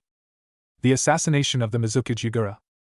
Zabuza began to laugh at the kid. He was wondering how the kid knew that there was another person in the forest with him. He saw Kakashi of the Sharingan Eye standing next to the kid and their target. He was wondering why Kakashi wasn't taking the lead in this conversation instead. "And what makes you think that you can kill somebody like Yagura when I had failed?" "Because I'm much stronger than you." "Oh really?" Zabuza said, feeling insulted. He began to go through one of his favorite techniques, Kirigaki no Jutsu, and then the forest that they were in began to get covered by dense clouds of mist that only allowed a person to see a foot in front of them. The demon brothers that were in front of them a moment ago were gone. "Do you know what I am known for, kid? The art of silent killing. There are 8 targets: throat, spinal column, lungs, liver, the jugular vein, subclavian artery, kidney, and the heart. Which one should I choose?" "Stay out of this, guys, but stay on your toes. There's another person in this forest, and if they are in league with Zabuza, you can bet that they are not someone to take lightly," said Naruto, getting ready for Zabuza's attack. "Do you really think that you can take me alone, arrogant fool?" And with that, Zabuza appeared right behind Naruto, ready to bring down his giant sword that he had retrieved. Naruto unsealed his gunbai from his glove and brought it up to meet Zabuza's sword. Their weapons clashed and held their position, the people behind them trying to use their strength to gain the upper hand, their eyes looking into the others. Naruto then puffed into smoke as a kunai passed through him, but the Zabuza with the executioner blade dissipated into water, as the real Naruto was behind him also, having plunged his hand through Zabuza with his super strength. Not giving each other any time for breaks, they rushed each other again, bringing their weapons up to clash. Naruto was channeling his chakra into his Ganabi with wind and nature transformation. Zabuza, unaware that he could do this with his weapon, went through with his attack only to be blasted by a massive barrage of wind that launched him into the air and smashed him into a tree.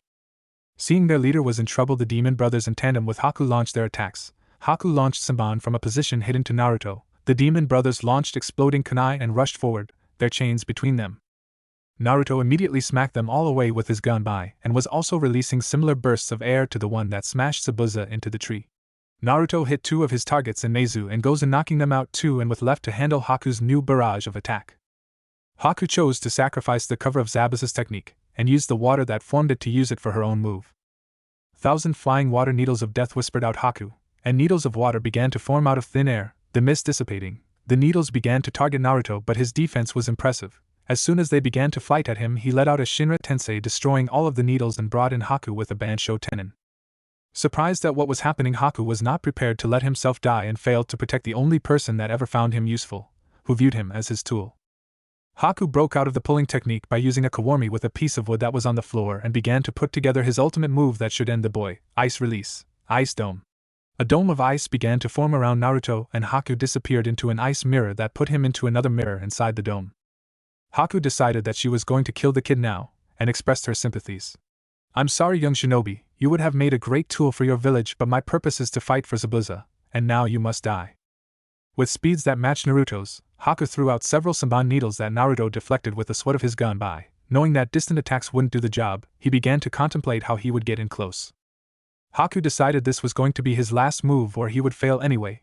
Haku placed an explosive tag on the one kunai that he ever carried and threw it at Naruto, which Naruto blew up with his Shinra Tensei, but what he didn't realize was that it was a distraction. Haku used it to travel to a different mirror and flew out to get the boy from behind. Ready to pierce his liver from behind, Haku aimed her Saban laced with poison, ready to take the plunge, and thrusted. What happened next he did not expect. Haku passed right through Naruto and stabbed the Senbon into the ground with Naruto now behind him. Naruto, deciding that it was best to keep Haku alive so that he could revive the Yuki clan and give Kirigakure Ice bloodline users, he grabbed Haku by the neck, sucking out his chakra so he wouldn't try anything, and looked him deep in the eyes. "I know who you are, Haku. I know what happened between your father and your mother, how he killed her and tried to kill you. I know that Kirigakure is slaughtering their bloodline users in droves. I want to help save them, to protect those innocents that have done nothing wrong." "Who are you?"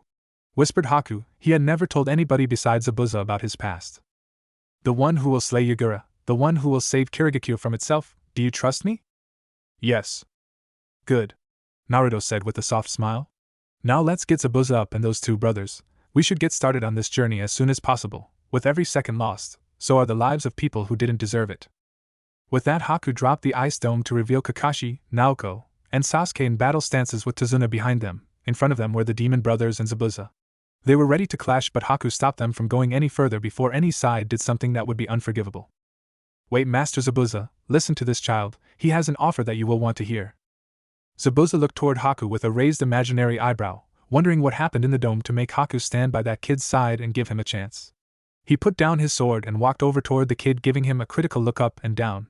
"Let's go to my place and talk." Team 7 regrouped and followed the already leaving Kiri Ninja. "What happened in there, Naruto?" asked Kakashi, wondering why they were following Kiri Ninja that just tried to kill them.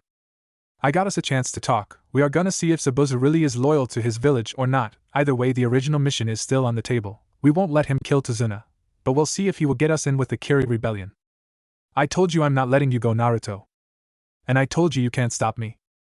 "Naruto, we should listen to Kakashi-sensei. Just imagine what Mom will do to us if she finds out we went into a war zone to kill a Kage.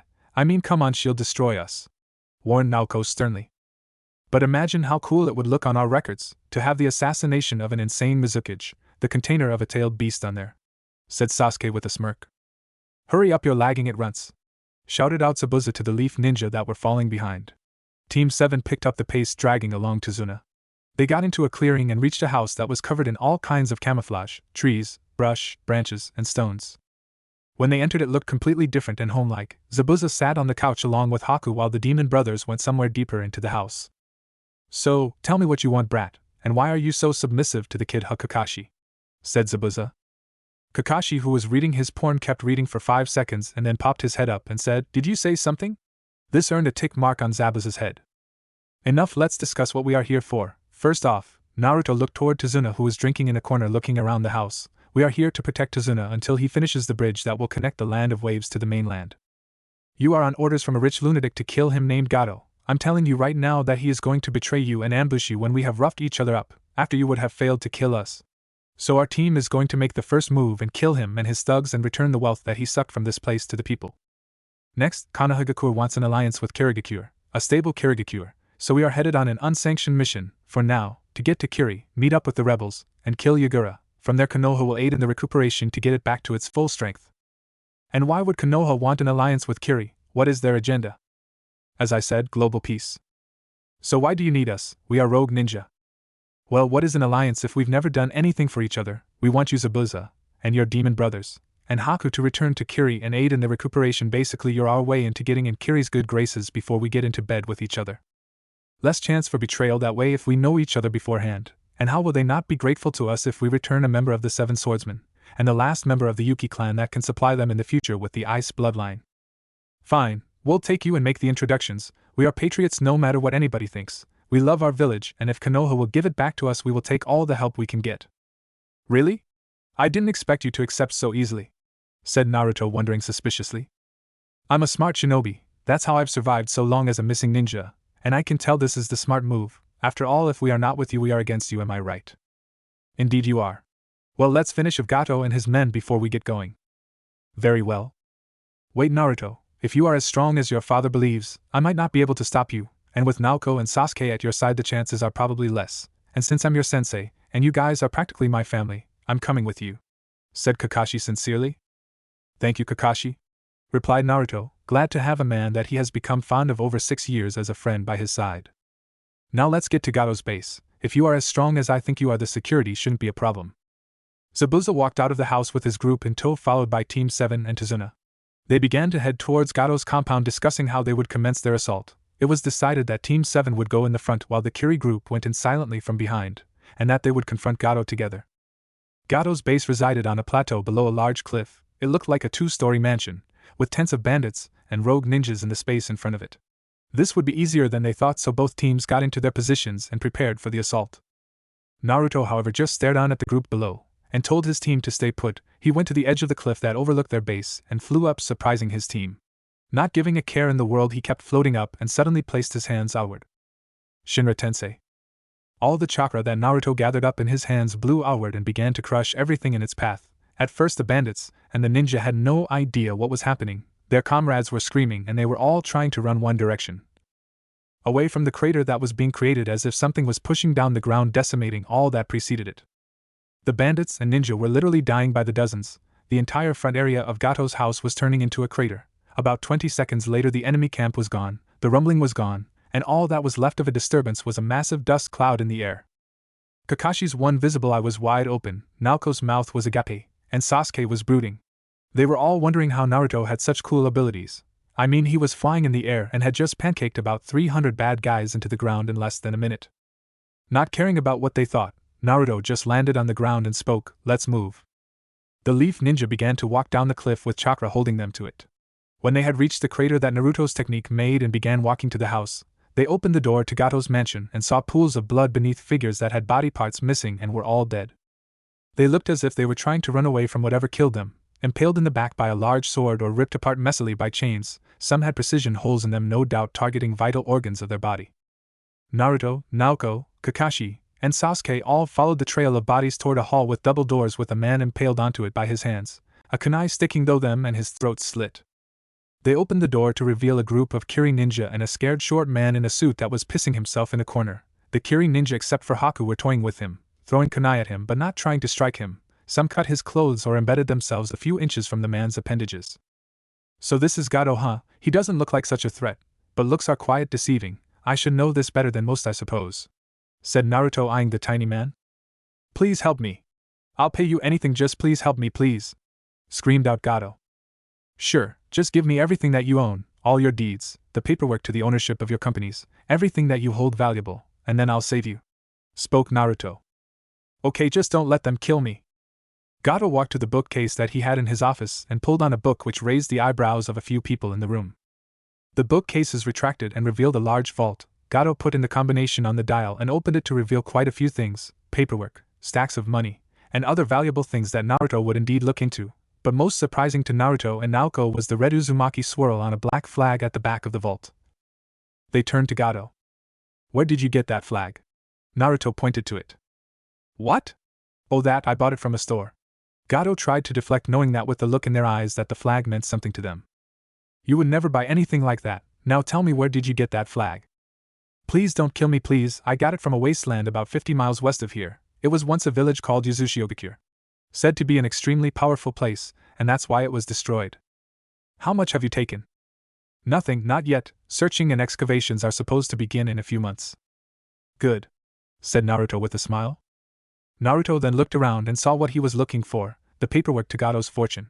Sealing everything else, the various items, and the stacks of cash, into a sealing scroll, he grabbed onto the paperwork that would return the Land of Waves' fortune to its people. Thank you, Gato. You can kill him now, Zabuza, Naruto said, turning to Zabuza. Naruto was thoroughly pissed off that somebody was going to violate his ancestors' village. Even if they were only partly his ancestors, it still meant a lot to him, especially if the place contained power. Placing the sealing scroll that held most of the vault's contents in his holster, and turned to leave. With pleasure, Zabuza said as Naruto walked out of the room, and picking up his sword, Zabuza pointed it at the cowering Gato in the corner. He slashed and Gato's head went flying in the air and hit the ground 2 seconds later. With Naruto, the 2 children of the Hokage were having a discussion on what to do about their mother's home village. We are going to see what is left of it, and what we can find after this business in Kirigakure. Cool, we're gonna see Mom's village, said Naoko enthusiastically, pumping her fist in the air.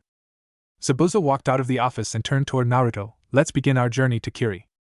The group had been walking for a week. Kakashi had sent one of his dogs summons named Pakken to inform the Hokage of what they were going to do: kill Yagura, gain an alliance with Kiri, and then see what secrets the old destroyed village of Yuza held.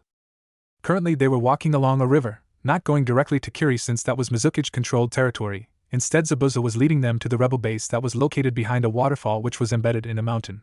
Zabuza took a pathway that led behind the waterfall, and the rest of the group followed him. Don't talk, just follow my lead and don't do anything to make them think they can't trust you. Zabuza received a nod from the Leaf Ninja, and then they continued walking until they reached a large cave. At the other end of the cave was an opening but was guarded by 4 shinobi with Kiri headbands. Halt, said one Kiri shinobi, and so they did halt. Who are you? The same man shouted out again. I am Zabuza Momoichi. With me are the Demon Brothers, my disciple, a member of the Yuki clan, an aide from Konoha to our cause. They wished to see me to discuss strategy to finally get rid of Yagura. Not expecting what he had just heard, he was kind of surprised. They had not seen or heard from Zabuza for quite a long time. They thought he was out doing jobs and collecting funds for the cause, but here he is with aid from a foreign village? Wait there, and do not move. With that, the head guard ninja told one of his men to go get Mei, and tell her that help was here. Waiting for what seemed like forever, a beautiful woman walked out of the opening that the shinobi were guarding. Mei was a slender woman that looked to be in her early 20s, maybe younger. She had green eyes, an ankle-length, auburn hair, a topknot tied with a dark blue band, with 4 bangs at the front. 2 bangs were short, with one covering her right eye, and 2 are long, crossing each other on her bust. She was wearing a long-sleeved, dark blue dress that fell just below the knees, closed at the front with a zip, and is kept open on the front right side from the waist down. She also wore shorts in the same color as her dress, and underneath those, mesh leggings reaching down over her knees. Around her waist, she wore a belt with a pouch attached to the back, along with high-heeled sandals and shin guards reaching up over her knees, dark blue polish on her fingers and toes, and wore dark blue lipstick. In short, she was amazing looking, and since she was leading these people, you could infer that she was smart and strong. My, what do we have here? For Leaf Shinobi and our old friend Zabuza, along with his posse. To what do we owe the pleasure? Naruto stepped forward, appreciating the cleavage of the beautiful shinobi, but refocused. We are here from Konoha to push forward your cause and help you achieve your goals. We have brought Zabuza and his group with us to aid in this endeavor. We are here to finally get rid of Yagura. And why would Konoha want to help Kiri rebels? Why not just help the Mizukage in stamping us out if it is an alliance you seek, which is the only thing that you would pull out of this by helping aside, which would be the smarter move. Let's just say that we know Yagura is a madman, and we would rather be allied with you instead of that lunatic that is killing his people in a pointless conflict. Very well, what are your terms? We want a military and trade alliance with Kirigakure after we have disposed of Yagura with you as the new Mizukage. We are willing to provide humanitarian aid after you get your village back. However, all of this must take place within the week. We need to return to Konoha as the Chunin exams begin in 2 weeks, which we will participate in, right, Kakashi? Yeah, sure, replied Kakashi, reading his porn. What? You're Genin. How do you expect to help us and kill the Mizukage, if Lady Mei can't even do it? And she is stronger than your best man Kakashi. Tell me at least that a battalion of Umbu or the Hokage himself is coming to help us. Spoke a middle-aged man with blue hair which is moused up. His left eye was blue, and his right eye was covered by an eye patch. He wore a talisman in each ear with the kanji for to hear. He also wore the standard striped, gray suit, with a green haori that had white trimmings that stop halfway down, over them. You would do well to keep your mouth shut, before I rip that Byakugan that you took from one of my fallen comrades out of your eye. Naruto activated his own dojutsu and looked at the man with the eye patch. He elevated the killing intent in the room.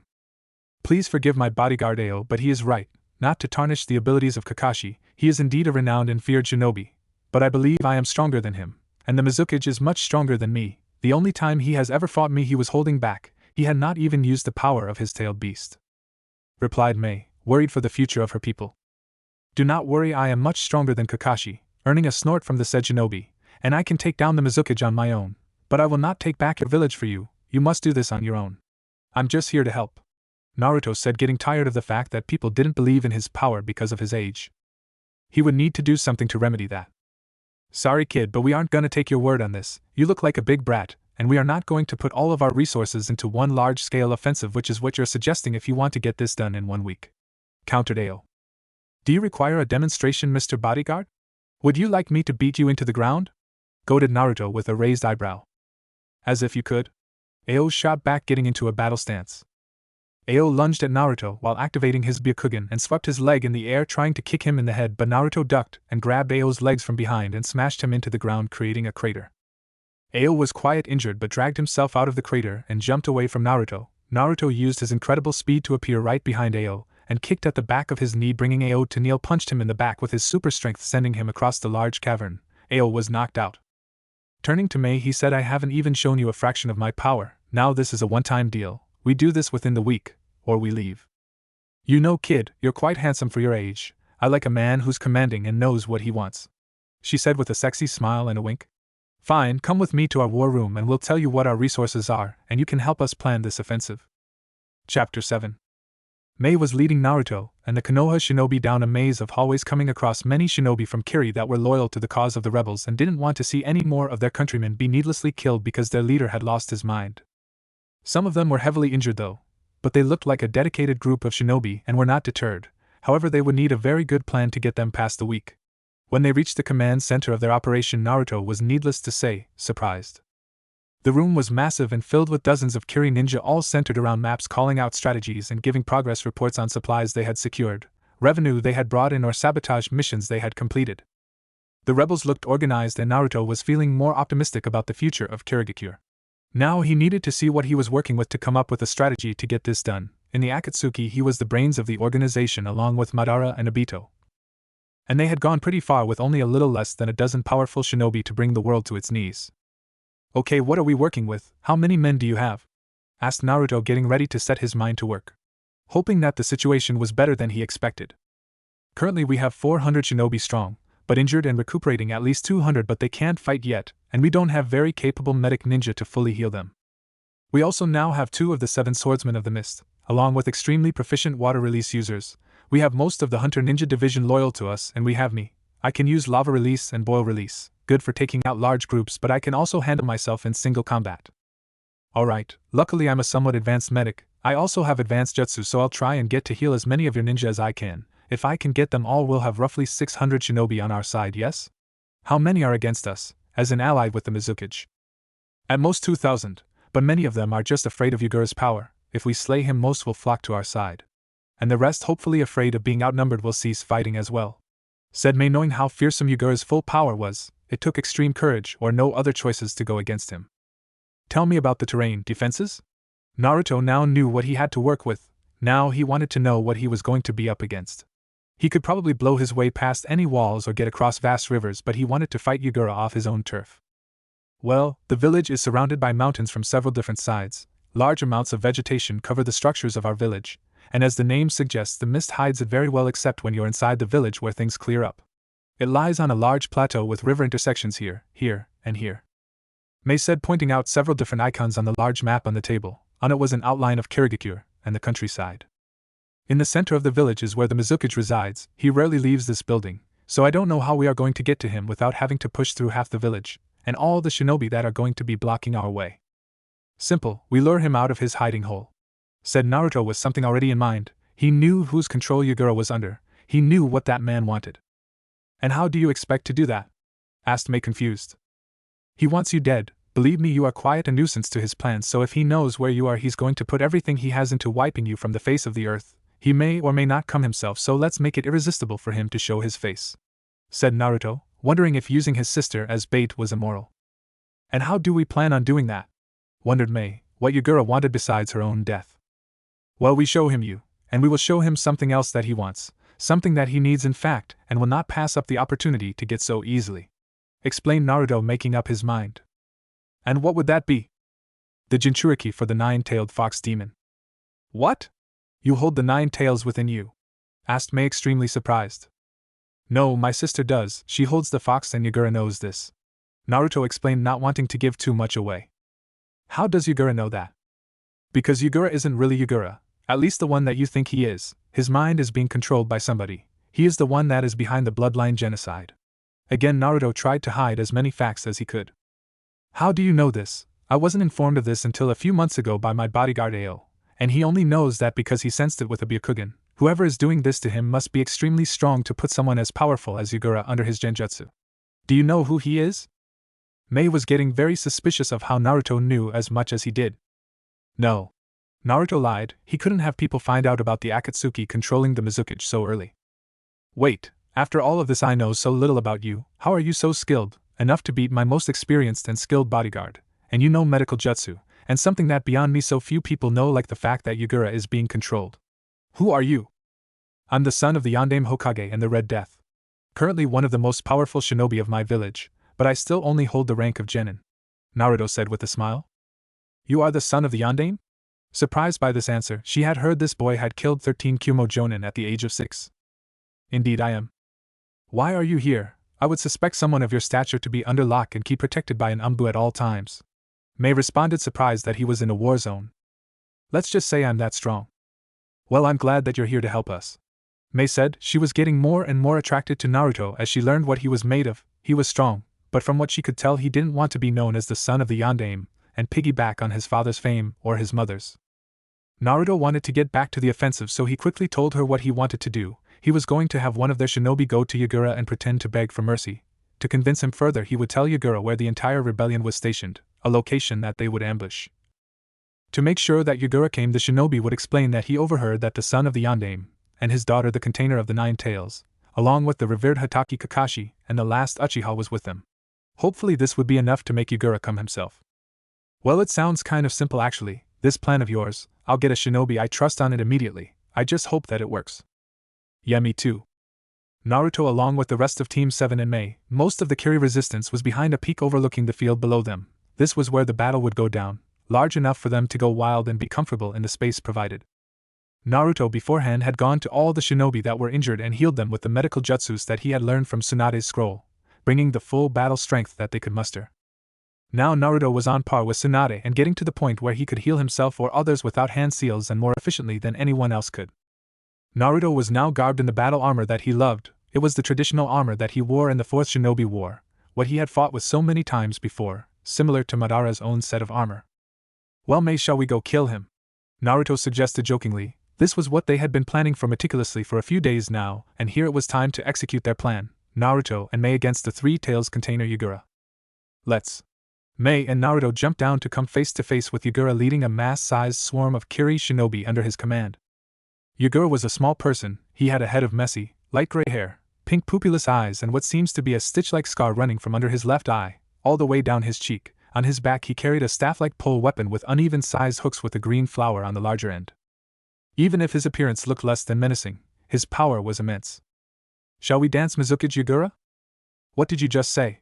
Responded Yugura, thinking that he only ever heard one other person refer to fighting as dancing. You know what I said.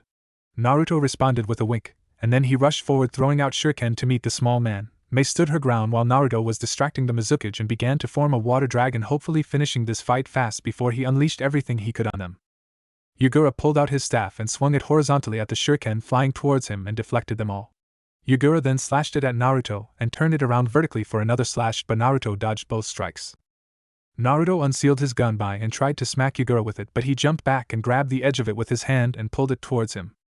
Naruto, realizing this was a perfect opportunity to impale him with his fist, began to charge his fist with chakra and punched forward, sending Yugura flying backwards, landing at the foot of the Kiri swarm. Yugura jumped upwards, and seeing the water dragon of Mei's, he began to create his own water dragon. Shooting it at Mei's, which was on its way toward him, the explosion sent a massive shockwave in all directions and Naruto turned intangible to not be affected. Mei and Yugura, however, were vaulted backwards. Naruto took this chance to rush Yugura and came down on him with his gunbai. He extended the hidden blade in the gunbai and thrust it downward, stabbing into nothing but a water clone. Surprised Naruto didn't expect to be blindsided by a kick to the face that launched him so hard that where he landed became a crater. Mei went to aid him, making hand signs, and launched a massive flow of lava at Yugura, which he countered with powerful wave of water, blasting together to make steam. But not all of it was countered. Some of the lava still landed on Yugura, making him scream out in agony. Now that he was hurting, the Mizukage began to go into his tailed state. A red chakra cloaking started emanating from his body. He let out a massive roar, and the thousands of shinobi that were looking at their battle began to take a few steps back. Naruto knew the games were over and rushed to Mei's side and summoned his Susanoo, which saved them from the first rush attack of Yagura's, but still pushed them back from the amount of force behind the attack. Naruto had his Susanoo pull out his sword and slash at Yagura, but it hit the ground creating a shockwave and crater, but Yagura was nowhere in sight. Hearing a roar from above, they looked up to see a red blur falling from the sky and a black dot in its mouth. Naruto knew this was the tailed beast's bomb and grabbed Mei, turning both of them intangible, making his Susanoo drop. Yagura was waiting for the explosion to diminish and see a bloody mess, but instead he saw two figures still standing there, Mei and Naruto. Dashing before Naruto could put up his Susanoo again, Yagura rushed. To avoid it, Naruto and Mei separated. Going for the weakest link, Yagura jumped after Mei, who attacked with a corrosive mist that engulfed Yagura but was not having an effect on the pure chakra skin that Yagura was engulfed in. Mei had no defense and jumped back with Yagura following out of the acidic mist. Trying to draw Yagura's attention from Mei, Naruto ran and smashed down Yagura with a fist just in time to let Mei keep retreating. Naruto kept throwing a barrage of fists at Yagura, each one pounding him further into the ground until Yagura snapped out of the beating that he was being given and surged his chakra to blow Naruto off of him. His anger increasing, he jumped at Naruto, grabbing him by his shoulders and smashed him down, a tailed beast ball forming in his mouth.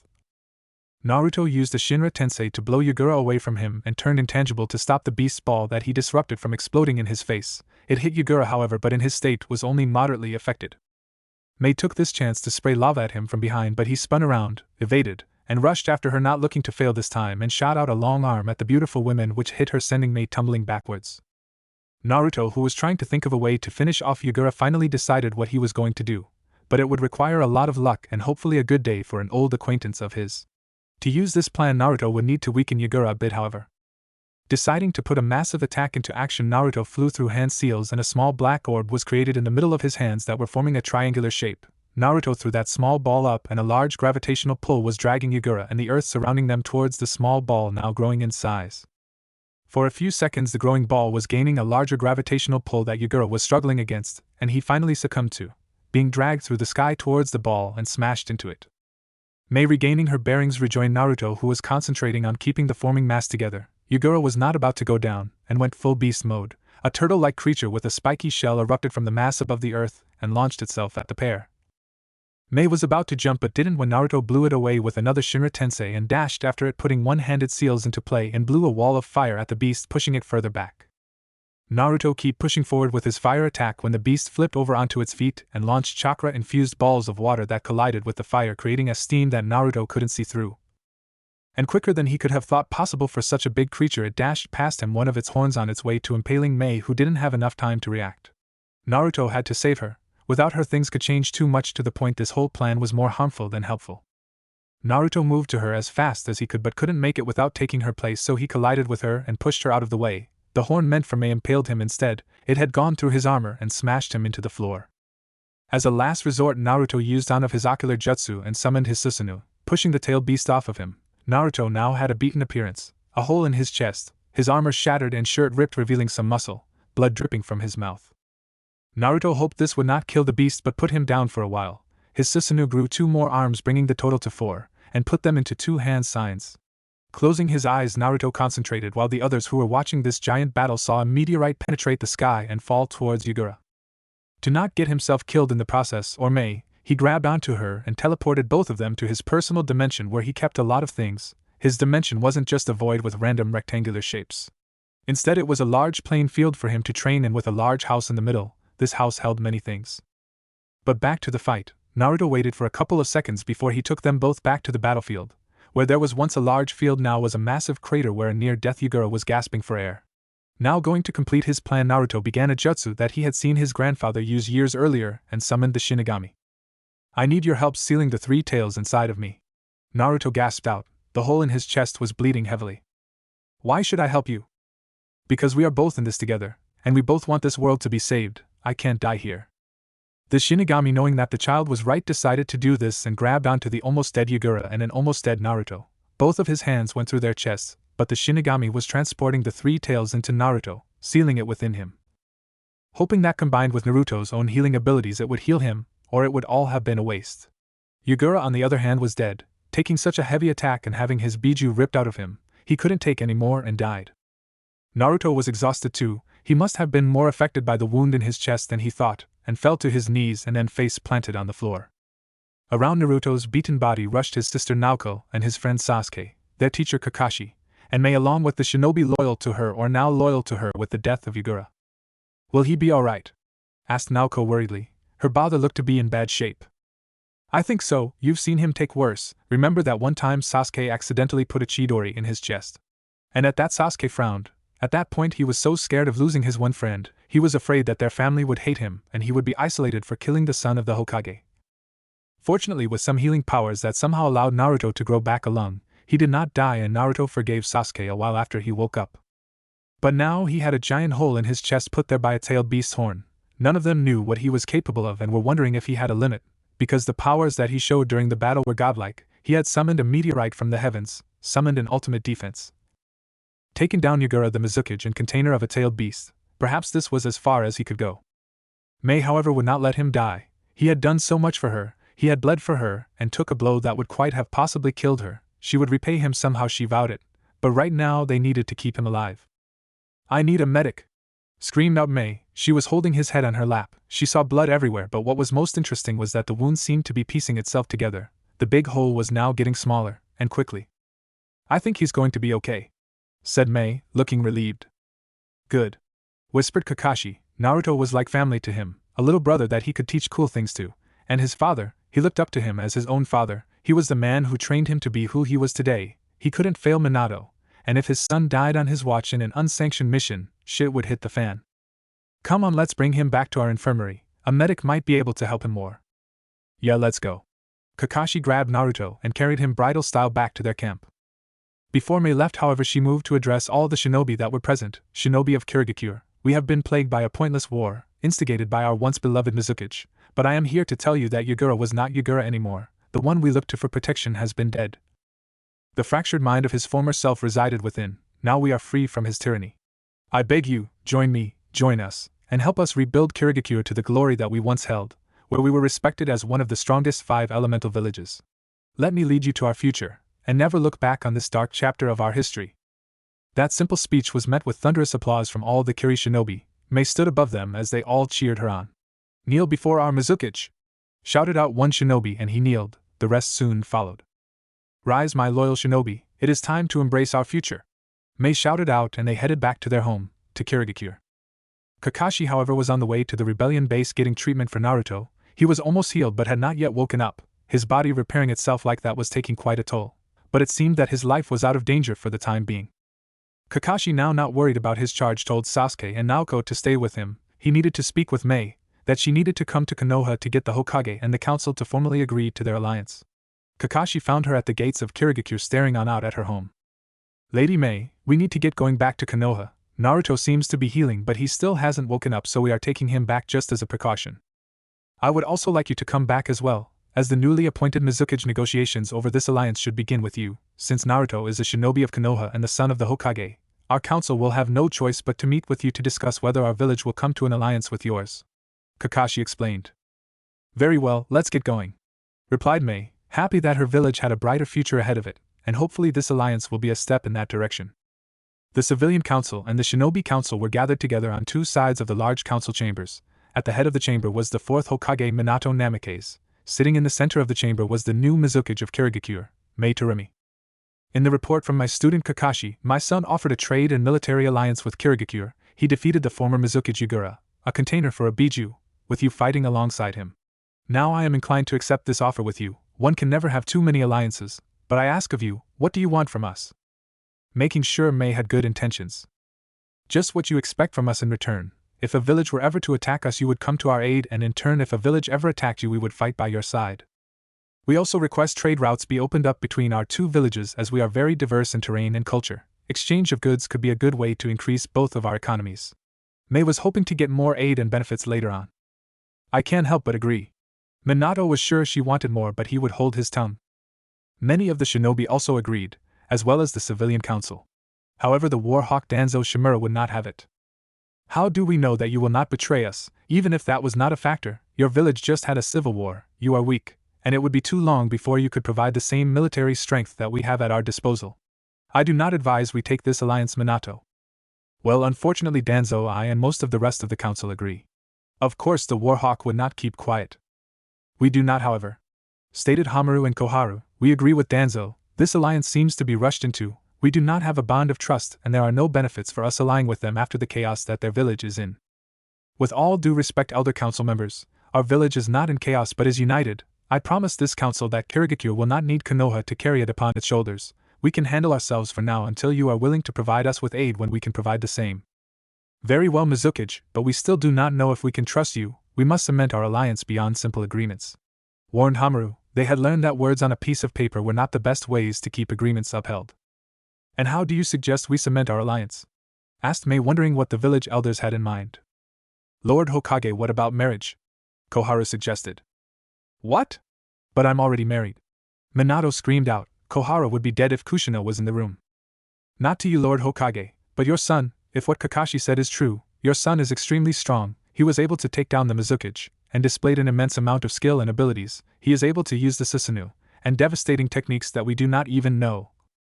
I mean, how was he able to summon a meteor from the sky to smash the tailed form of Yagura? Not to mention that he is from the lineage of two of the most powerful shinobi in all of history. He has the lineage and the strength. We must admit that when he gets older, and if he can maintain or get stronger, he is certainly a candidate for the title of Hokage after your tenure, Minato.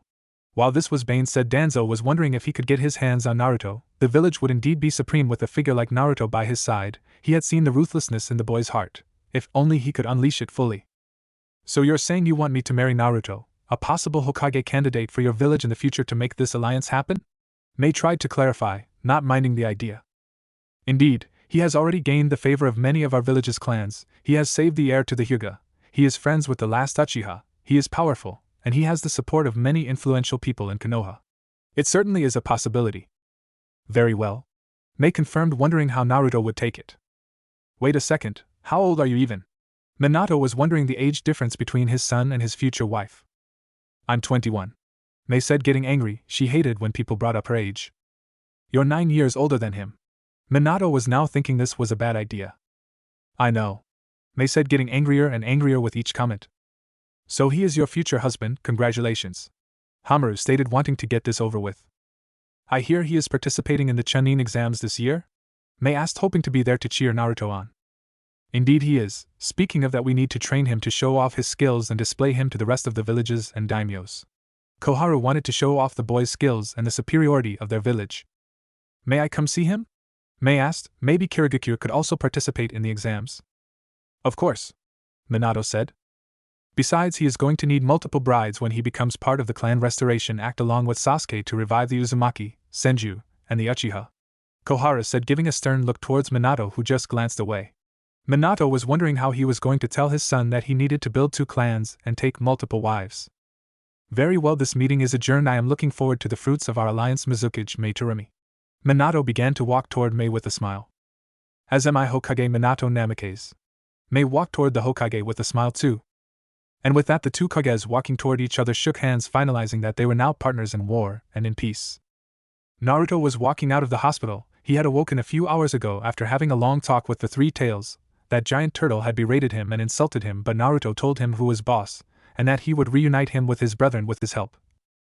That he would save the world, and he was the one that the Sage of the 6 Paths foretold of. After that statement, the Sanbai had a calculating look to his face and decided to help the kid. If what his father said was true, and his father always told the truth, this child would save the world. Naruto was walking down the street when he saw a guy with a black suit on holding up the grandson of the Sandaime, somebody that he was somewhat close to, Konohamaru. Next to him was a pretty girl that couldn't have been more than a few years older than him. Focusing, he decided that they were here for the Chunin exams that would begin in a few days. Not wanting to let them go without a welcome, he went into action. Please let me go, please. Konohamaru was begging this man that was holding him up by the neck. But instead, one of his friends had come to his rescue. Naruto was behind the kid with the black suit and paint on his face, with a kunai to the guy's throat, another to the girl's. He now saw that she was carrying a large war fan, and both of them had a headband with the Sunigakure symbol on it. Put the grandson of the Sandaime down now, said Naruto, emotionless. The command left no room for argument. Kankuro, not wanting to let this guy punk him, didn't let the kid he was holding go. I bet you don't have the guts to. He couldn't finish as the kunai was dug a little deeper enough to draw blood. A rock came from a tree close by, hitting Kankuro on the hand and made him drop Konohamaru. Kankuro looked to where the rock came from and saw a raven-haired boy sitting down on a branch. Why you lil again? He was interrupted by a punch to his stomach coming from Naruto that dropped him to his knees. Come on out, Mr. One-Tail. Naruto sensed the container for Shikaku, Gaara on the same tree as Sasuke. What Naruto called Gaara surprised Kankuro and Temari. How did he know that Gaara held the One-Tail? Who are you? Questioned Gaara, also wanting to know what his siblings were thinking.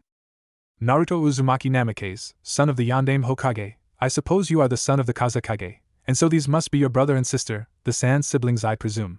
Naruto stated. Indeed they are, Kankuro and Temari. I am Gaara. It is a pleasure to meet you, Naruto. The pleasure is mine, Gaara, but let me warn you, if you let loose that psychotic raccoon you hold within you, I'm going to take it from you and kill you. Sasuke and Konohamaru were wondering what Naruto was talking about. Temari and Kankuro, however, were freaking out on the inside. The son of the Yondaime knew that their brother was a Jinchuriki. Him telling his father that Sand had its tailed beast in Konoha could ruin everything. I presume you are going to be taking part in the Chunin exams then along with us? Asked Gaara, interested in fighting the kid. Indeed I am, answered Naruto. Well, it's going to be interesting when we meet. I'm sure it will. I'm looking forward to it. Kankuro, Temari, let's go. Gaara turned to leave, his siblings following with him. Wait. Naruto interjected quickly. Yes? Questioned Gaara. Temari, was it? Yes. Would you like to grab some lunch with me? Chapter 8. What? Asked Temari, not knowing what to do. She had never been asked on a date before because all the boys in Suna were always too scared of her brother Gaara to even approach her. Not only that, but she was mostly too focused on being a stronger kunoichi for her father and her village to have time to go out on dates or be sociable. But now this foreign shinobi who looked quite attractive, and if intelligence was right and he was the son of the Yondaime, then he was very strong. I asked if you would like to have some lunch with me, before you have to go do whatever you have to do with your team. I mean, there is still about a week before the exams. What are you going to do in that time besides explore the village? I'll show you around if you would like. Naruto explained with a smirk. Temari turned to Gaara and Kankuro to see what they thought.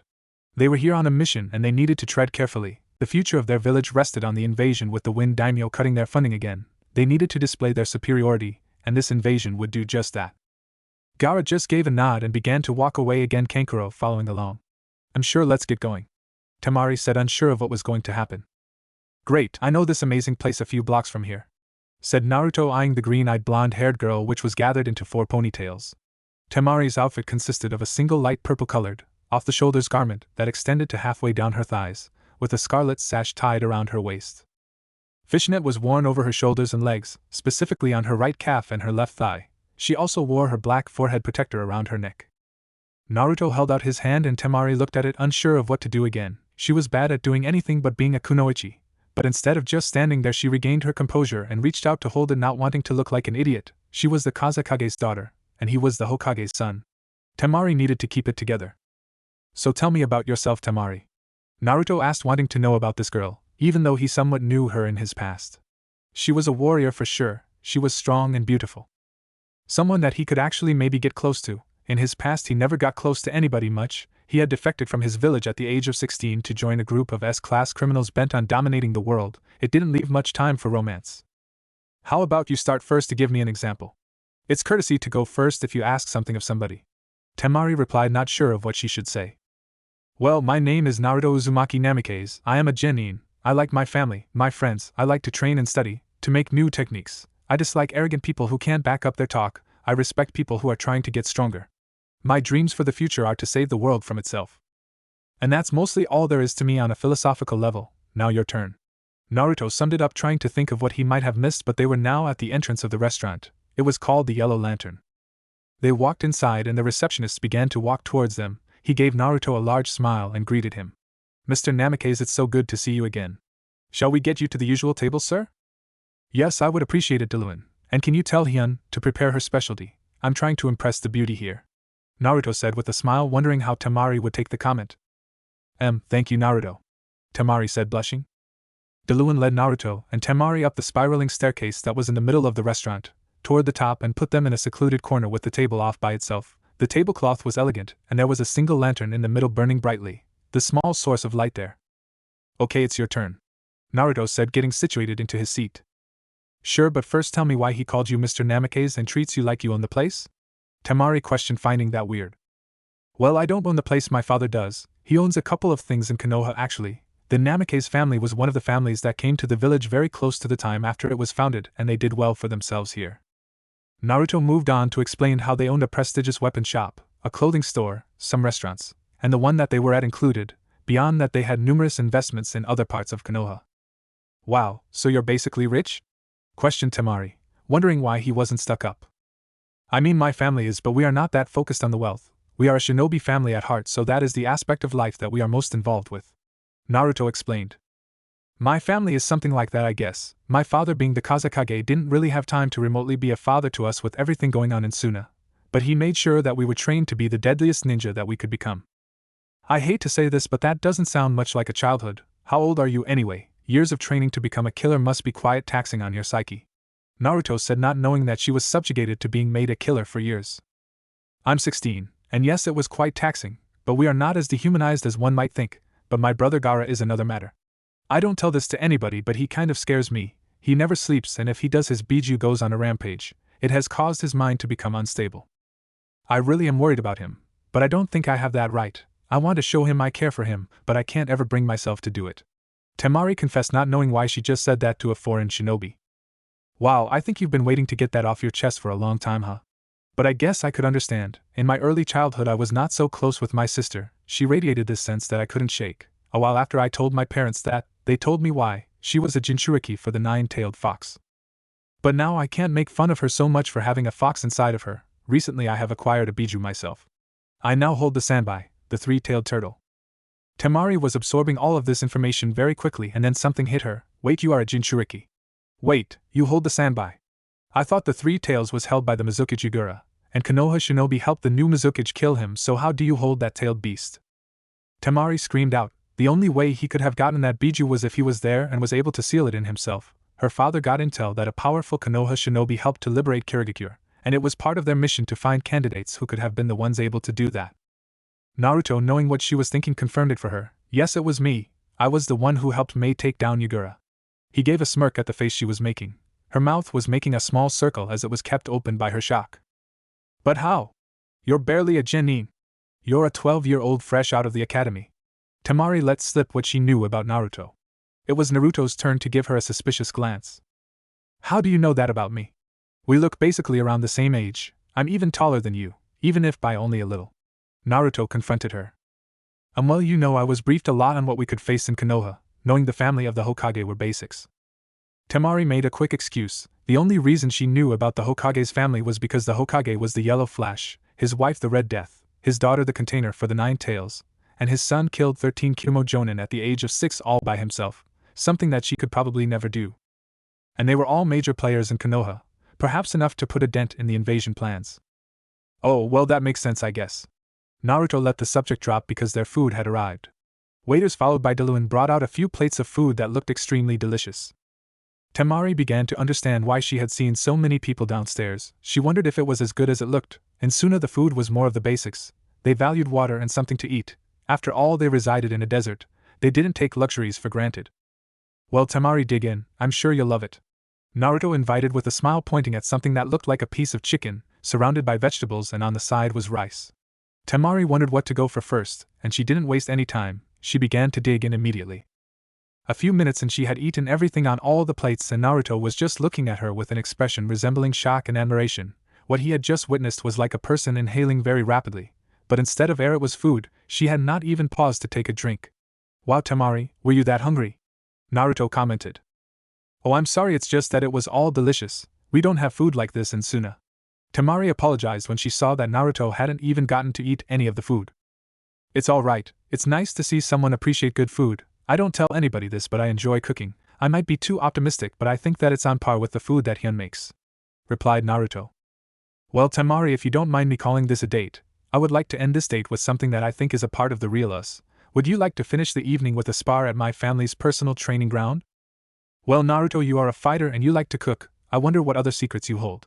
Temari was starting to be impressed by this kid, but something was bothering her very much. This kid took down the Mizukage. How did he gain such power at such a young age? She was going to see if he was telling the truth. She would spar with him and test his power. But yes, let's go spar. It's going to be interesting to see what the child of another Kage can do. Good, let me take you to my family's house. The training ground is in the back. Naruto grabbed onto her hand again, and they left the restaurant thanking Diluin on the way out. They were walking along the streets of Konoha making their way to the Namikaze compound. They passed shops and Konoha landmarks that Naruto explained to Temari.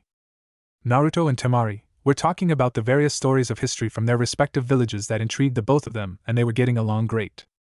Naruto, fraternizing with the enemy, are we? Come on, brother, you never understood boundaries. This is crossing the line. Just imagine what Dad will think. And Mom. You know how she gets about you dating. Not that you have ever had a girlfriend before, but still. Daddy and Mom are going to be so mad. Naoko just rattled off, not letting Naruto talk or for Temari to explain themselves. Shut up, Naoko. Naruto couldn't handle her blabbering. What are you doing out here anyway? Shouldn't you be at home? I forgot Mom wanted me to bring some flowers home, so I'm going to get some from the Yamanaka shop. And what are you doing, huh? Naoko put her hands on her hips, giving him an annoying look. You know what I was doing, Naoko. Now leave us alone. Naruto wanted to get away from this embarrassing display that they were putting on. Fine then, brother, but don't have sex with her. You're 12 and she looks way older than you. Or are you into that kind of thing, with older women? I think they're called cougars. But anyway, if you have sex with her, I'm telling Mom. And then she'll cut your junk off with her super awesome sword. Oh wait, Daddy wanted me to tell you to meet at Training Ground 7 tomorrow. He says he has something special to teach us. Anyway bros, see ya at home. Naoko finished and skipped off to the flower shop, leaving an extremely embarrassed Naruto and Temari behind. I am so sorry about what just happened, Naruto let out after what seemed like an hour of silence. His red face met hers and they just looked away again. Come on, let's get to sparring and let off some steam. Yeah, you're right, let's go. Besides, she wasn't so bad. Beside what she said, she is kind of adorable.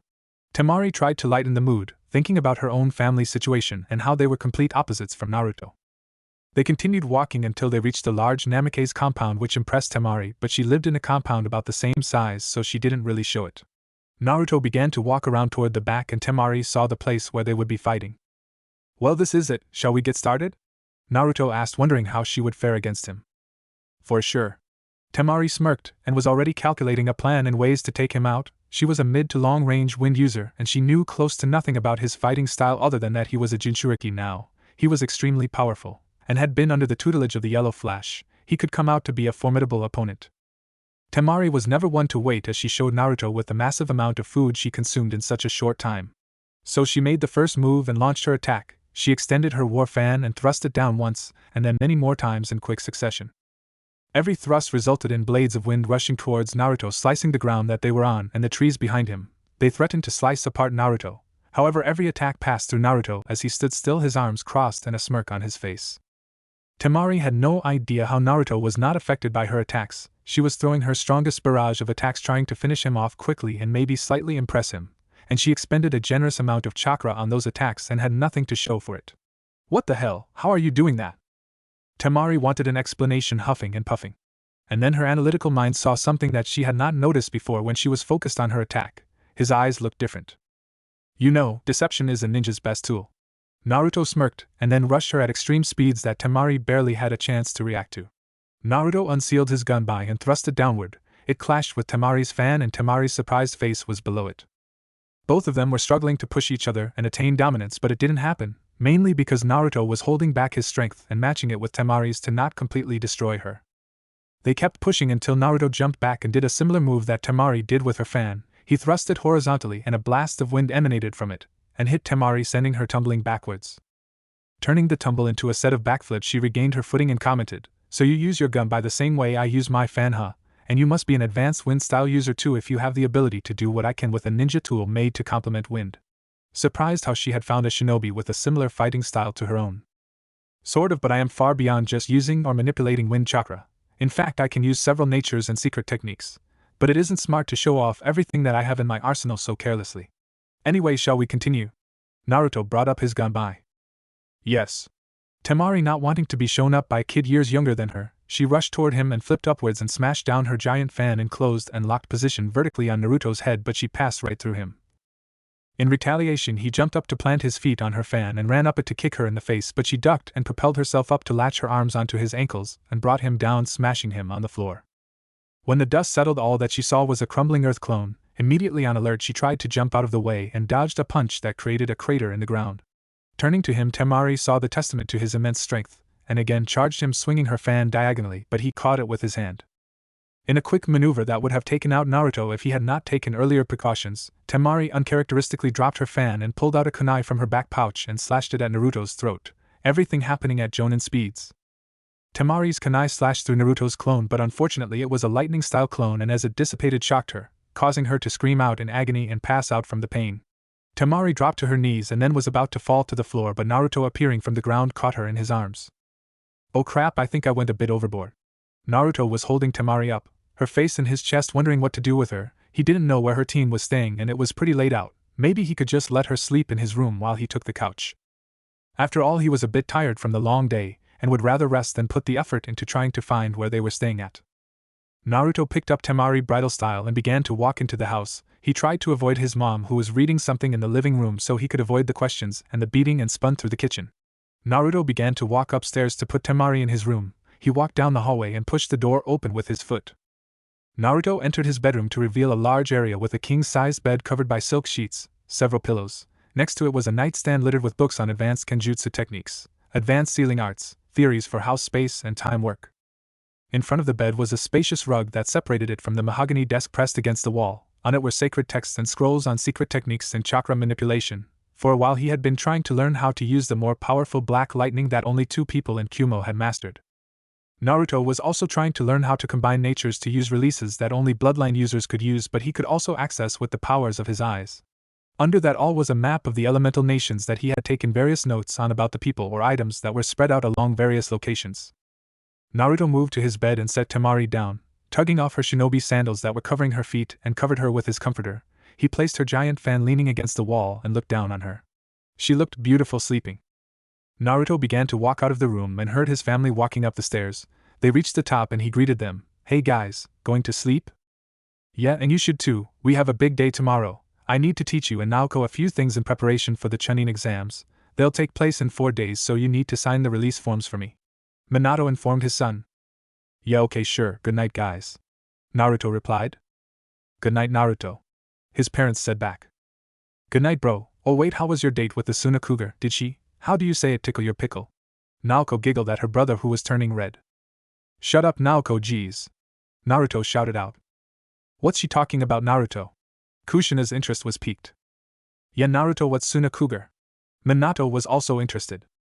"I saw him walking with some girl with a giant fan on her back and a Suna headband on," Naoko informed them, "and they were holding hands." "What?" Kushina exploded. "Mom, please, we just ate dinner at the Lantern," Naruto explained, lifting his hands in surrender. "Wait, a giant fan? Temari no Sabaku? The Kazekage's daughter?" Minato shouted. He hadn't expected Naruto to have a girlfriend, especially a foreign one. He had been waiting for a good time to tell Naruto about his arranged marriage to the Mizukage. Yeah?" Naruto said, still embarrassed. "Well, I want to meet this little tramp. I thought the Kazekage's daughter was 16 and you're 12. Kushina was mad now and would make sure that this girl paid when she met her. Minato had to get his wife off of this subject. It would be an international disaster if the Hokage's wife killed the Kazekage's daughter. "Kushina. They're children, leave them alone now, come on, let's go to sleep, we have a big day tomorrow." Kushina understood. Minato was going to teach their children how to perform the Rasengan and get them started on learning the Flying Thunder God, so she let it go and began walking to their room, muttering a fine on her way.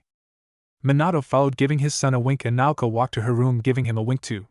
Naruto began to walk downstairs and grabbed a blanket from the closet. He then went to the couch to settle himself for the night. Temari awoke, her face snuggled into a pillow, the comforter wrapped tightly around her, embracing her like a cocoon. Her eyes were fluttering open in a blurry haze. She unwrapped herself to reveal her in her outfit. Her mind was on autopilot, and she smelled something delicious coming from somewhere outside. She droned her way towards that smell and almost fell down a set of stairs that she didn't remember the hotel her and her brothers were staying in had. When she got downstairs, Temari walked closer to the smell and said, "What are you cooking, Kankuro? I didn't know you could cook." Temari was in the kitchen and came face to face with Naruto Uzumaki Namikaze, in only shorts showing off his muscled body, more mature than a 12-year-old should be. He was sipping orange juice and had a spatula in his hand like if he had been cooking. Around him was his family, the Yandame Hokage, the Red Death, and the one that had embarrassed them earlier, his little sister Naoko. And they were all looking at her. "Oh hi, Temari," Naruto said, looking in between his family, who was just looking at her surprised.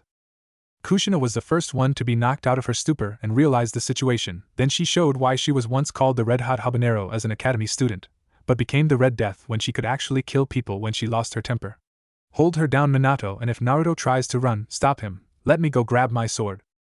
With that she dashed out of the room at Jonin's speed, going to get her sword, leaving a still shocked Minato and Naoko, but they knew what the sword meant. Run, Naruto, don't stop, Minato said as Kushina sped back and almost decapitated Temari, except that Minato rushed to her first and defended her with a Hiroshin kunai that he always kept around. Naruto grabbed Temari by the hand and rushed out of the house, dragging her along. Minato, what are you doing? She's getting away, Kushina said angrily, bloodthirst in her eyes for the girl that took her baby's innocence, and her stupid son who was a horny little bastard. I'm sorry about that, Temari, my mom is a bit overprotective of us. Naruto apologized that his mom almost decapitated her. It's no problem, I think I can understand. Anyway, what happened last night? Why did I wake up in your bed? Temari was still freaked out, but she didn't want to show it. She was a badass Suna Kunoichi after all. During our spar I shocked you with a lightning-style clone, after you tried to slice my throat. Naruto screamed out. Oh, I'm sorry about that, it's just that I go all out when I fight. It's not like you didn't showing off all of those moves. What was that jutsu that you used to turn intangible? And showing off with your multiple elemental style clones. And what was that dojutsu? Temari rattled off. Remember what I said about a ninja most valuable tool? Well, I haven't shown you many of my skills. As for the dojutsu, that's something that I very closely guard as a secret, Naruto said mysteriously. Well, I want my fan back, so give it to me when we meet for the exams. Temari began to walk off and head toward where her team would be, barefoot as her sandals were still in the Namake's household. Wait, will I see you again outside of the exams? Naruto asked hopefully. No. Temari shot over her shoulder and looked forward again. She didn't want to admit that she had fun yesterday on her date with him, and enjoyed the look of his body in the morning. However, when the invasion would come, she didn't want to feel the extreme guilt for her betrayal after they became more attached to each other. For all they knew, they would die fighting each other, or at least a shinobi from their respective villages.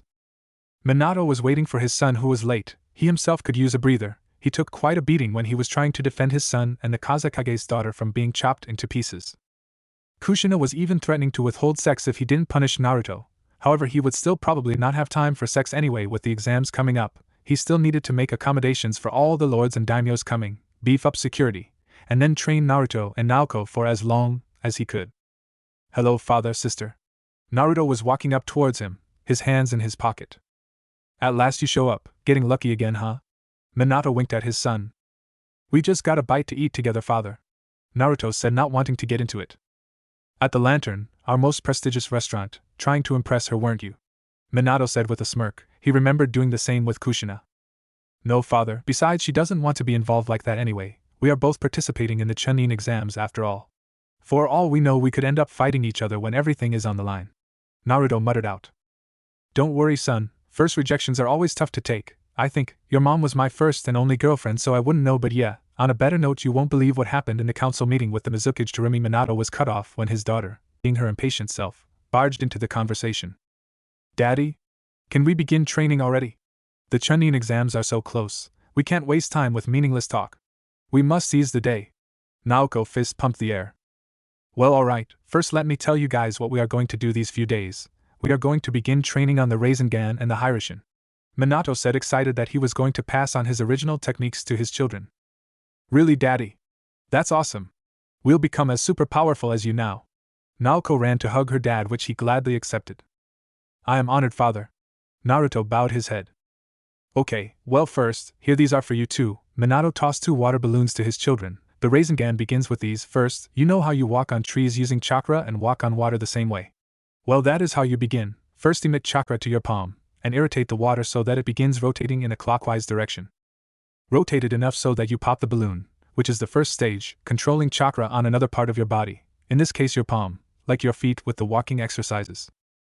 If you need more balloons, there are some in that bin over there. But first let me show you how. Minato grabbed a balloon from the bin and agitated the water within with chakra. It began to get all lumpy before it finally exploded. Naruto and Naoko put determination into their faces and began to go to work. However, Naruto made shadow doppelgangers, about 50 of them, and grabbed the balloons in the bin and began to cause the water in them to rotate. Naoko looked at him questioningly. It's for the training, Naoko. The clone's experience transfers to him when they dissipate, so he learns from their mistakes and what worked for them so he can get it faster. Minato explained, impressed, thinking this was probably the way that Naruto made leaps and bounds in his training. You're such a cheat, bro. Naoko shouted at him and was jealous that he could do it. Naruto continued with the process, and in a few hours after he was explained it, The balloon exploded from the rapid rotation. A tip, Naoko: after you try to rotate, you need to agitate it further by making the rotation go in many ways, that way the instability causes more power. Well done, Naruto. Now the next step, you need to do that again but with a stiffer ball and only chakra, no water this time. Minato tossed Naruto a ball and he began doing what his clones learned again. He then began to swirl his chakra and had more difficulty. 4 days later they were still going, that ability coming from their massive chakra reserves. Naruto had made the stiffer ball explode and Naoko had exploded the water one. Now that he had down rotation and power, he was working on maintaining the shape with an air balloon, making his chakra swirl in many directions but trying to keep a spherical shape. After a while Naruto got the Rasengan down and Minato went on to explain how to use the Hiraishin while Naoko was still working on the Rasengan. Alright Naruto, now it's time to learn the Hiraishin. First we need to maximize your chakra control. Minato was interrupted when Naruto put his hand up. My chakra control is impeccable. Naruto put his right index finger and middle finger together, and raised it above his left shoulder. He then sliced the space in front of him diagonally, and the tree in front of them was cut in half, along with the 4 behind it. You can emit blades of wind with just your fingertips. Minato questioned and was surprised that he had that level of control. He knew that Naruto could perform the technique with a sword, but doing it from a body part is an entirely different level. Indeed, now please continue with instructions for the Hiraishin. Naruto motioned for his father to continue.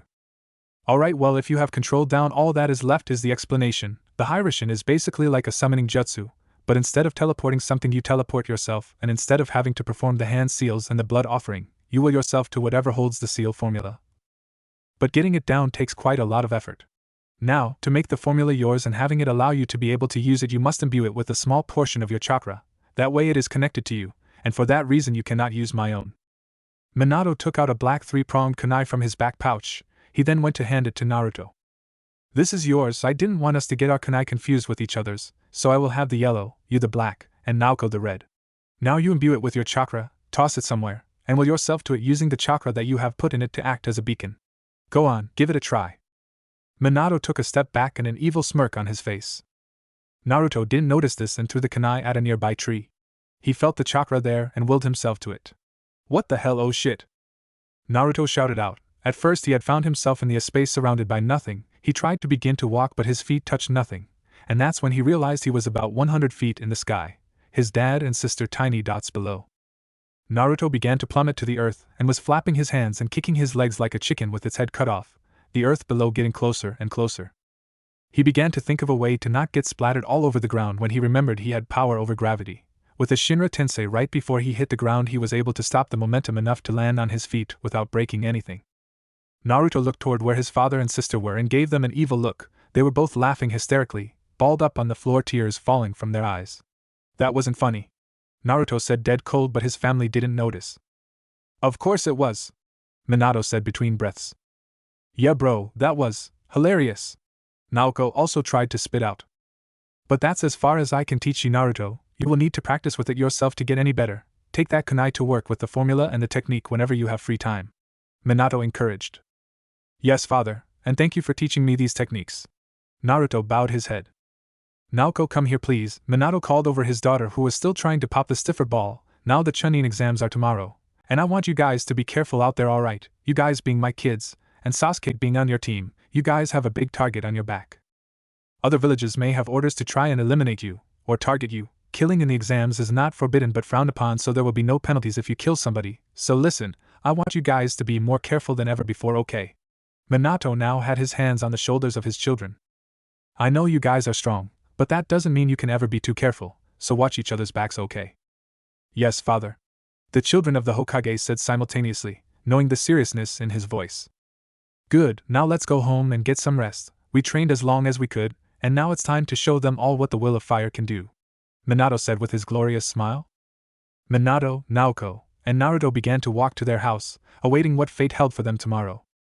What if Naruto has the Rinnegan Sharingan and Byakugan? And thanks for watching my video till the end. If you enjoyed this content, then do consider subscribing to my channel, and leave a like if you guys need the next part. Comment down, and thanks for watching the video, and see you guys in the next video.